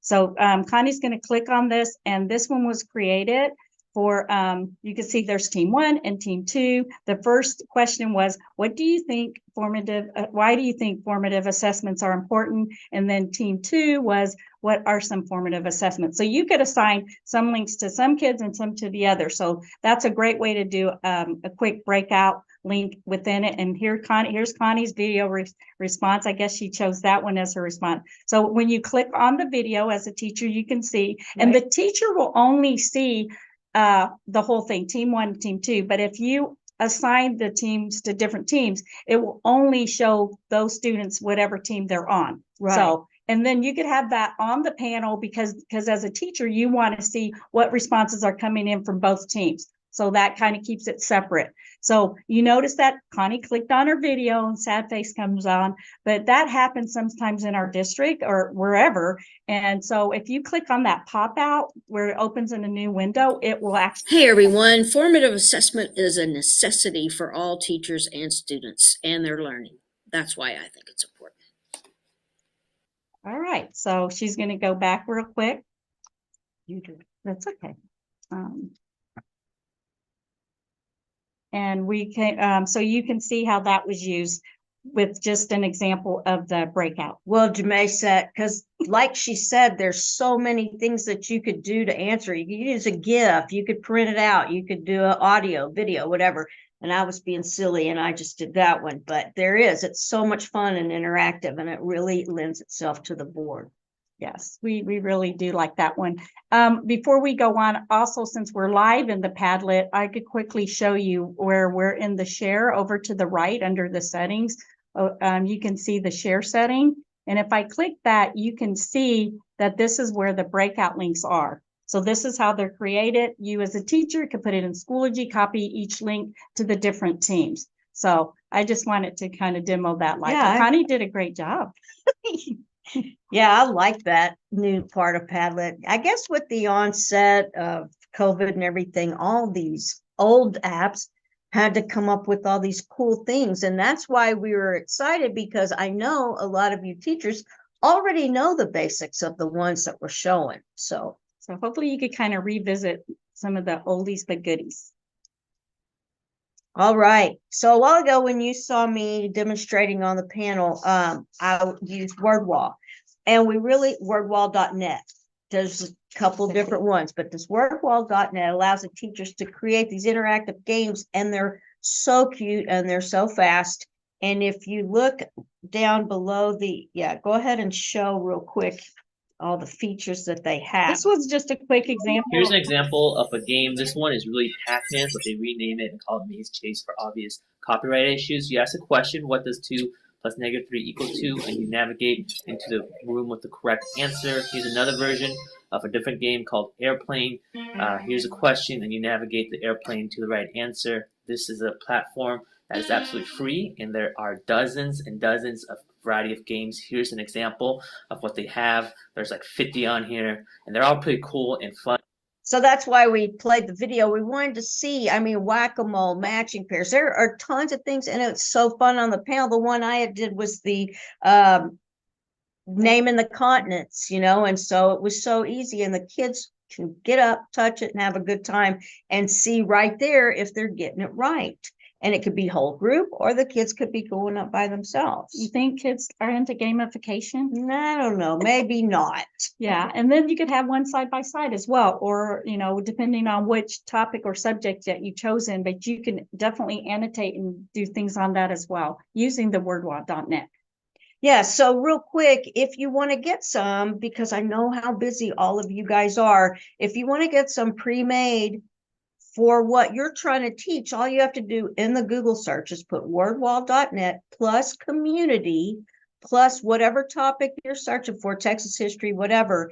And then all the community ones that they built are there for you to use. We love this. I'm so glad we found it. Thank you, Michelle. Time saver. Thank you. Yes. What a time saver. And then we're not going to do a whole lot about Edpuzzle because we know there was a great session on Edpuzzle just a little while ago, but we wanted to remind you what a great assessment tool this is, especially if you're using video. And you know, we know that students kind of fade out when they're watching them, but if you have these questions in there, they're going to have to pay attention. And you could put this on the panel to where all the kids feel responsible for answering the questions. Do you have anything? No, I think EdPuzzle is great too. And I see that they have a lot of new features just because I saw a little bit of that session prior to watching ours. Like I said again, please go back and watch them. We had some really great things going on today. Absolutely. And real fast, I know that Ferrer is a big Google Power user and there's Google Forms, but there's also Microsoft Forms that allows you to, oh, it's going. It's going. It just takes a minute. It's going. Okay. So, or not. There you go. So it allows the teachers to create surveys, quizzes, polls. There's all kind of different things that they can use. And it grades it immediately. There's a lot of templates. And what I wanted to point out is since the kids have Microsoft accounts, they can go ahead and use this and make their own formative assessments for each other, or they can get up on the panel and demonstrate it. And that is very higher order level thinking whenever you let kids come up with the questions about the topic that you're teaching. So, and we thought it would be cool for them to get up and be the teacher on the panel and show their forms that they used. Oh man, are we almost at we sure are. We're almost at the end. What we told Todd that we'd stay here till about 1 o'clock on this session so we could have plenty of time, but we better go ahead and sum it up.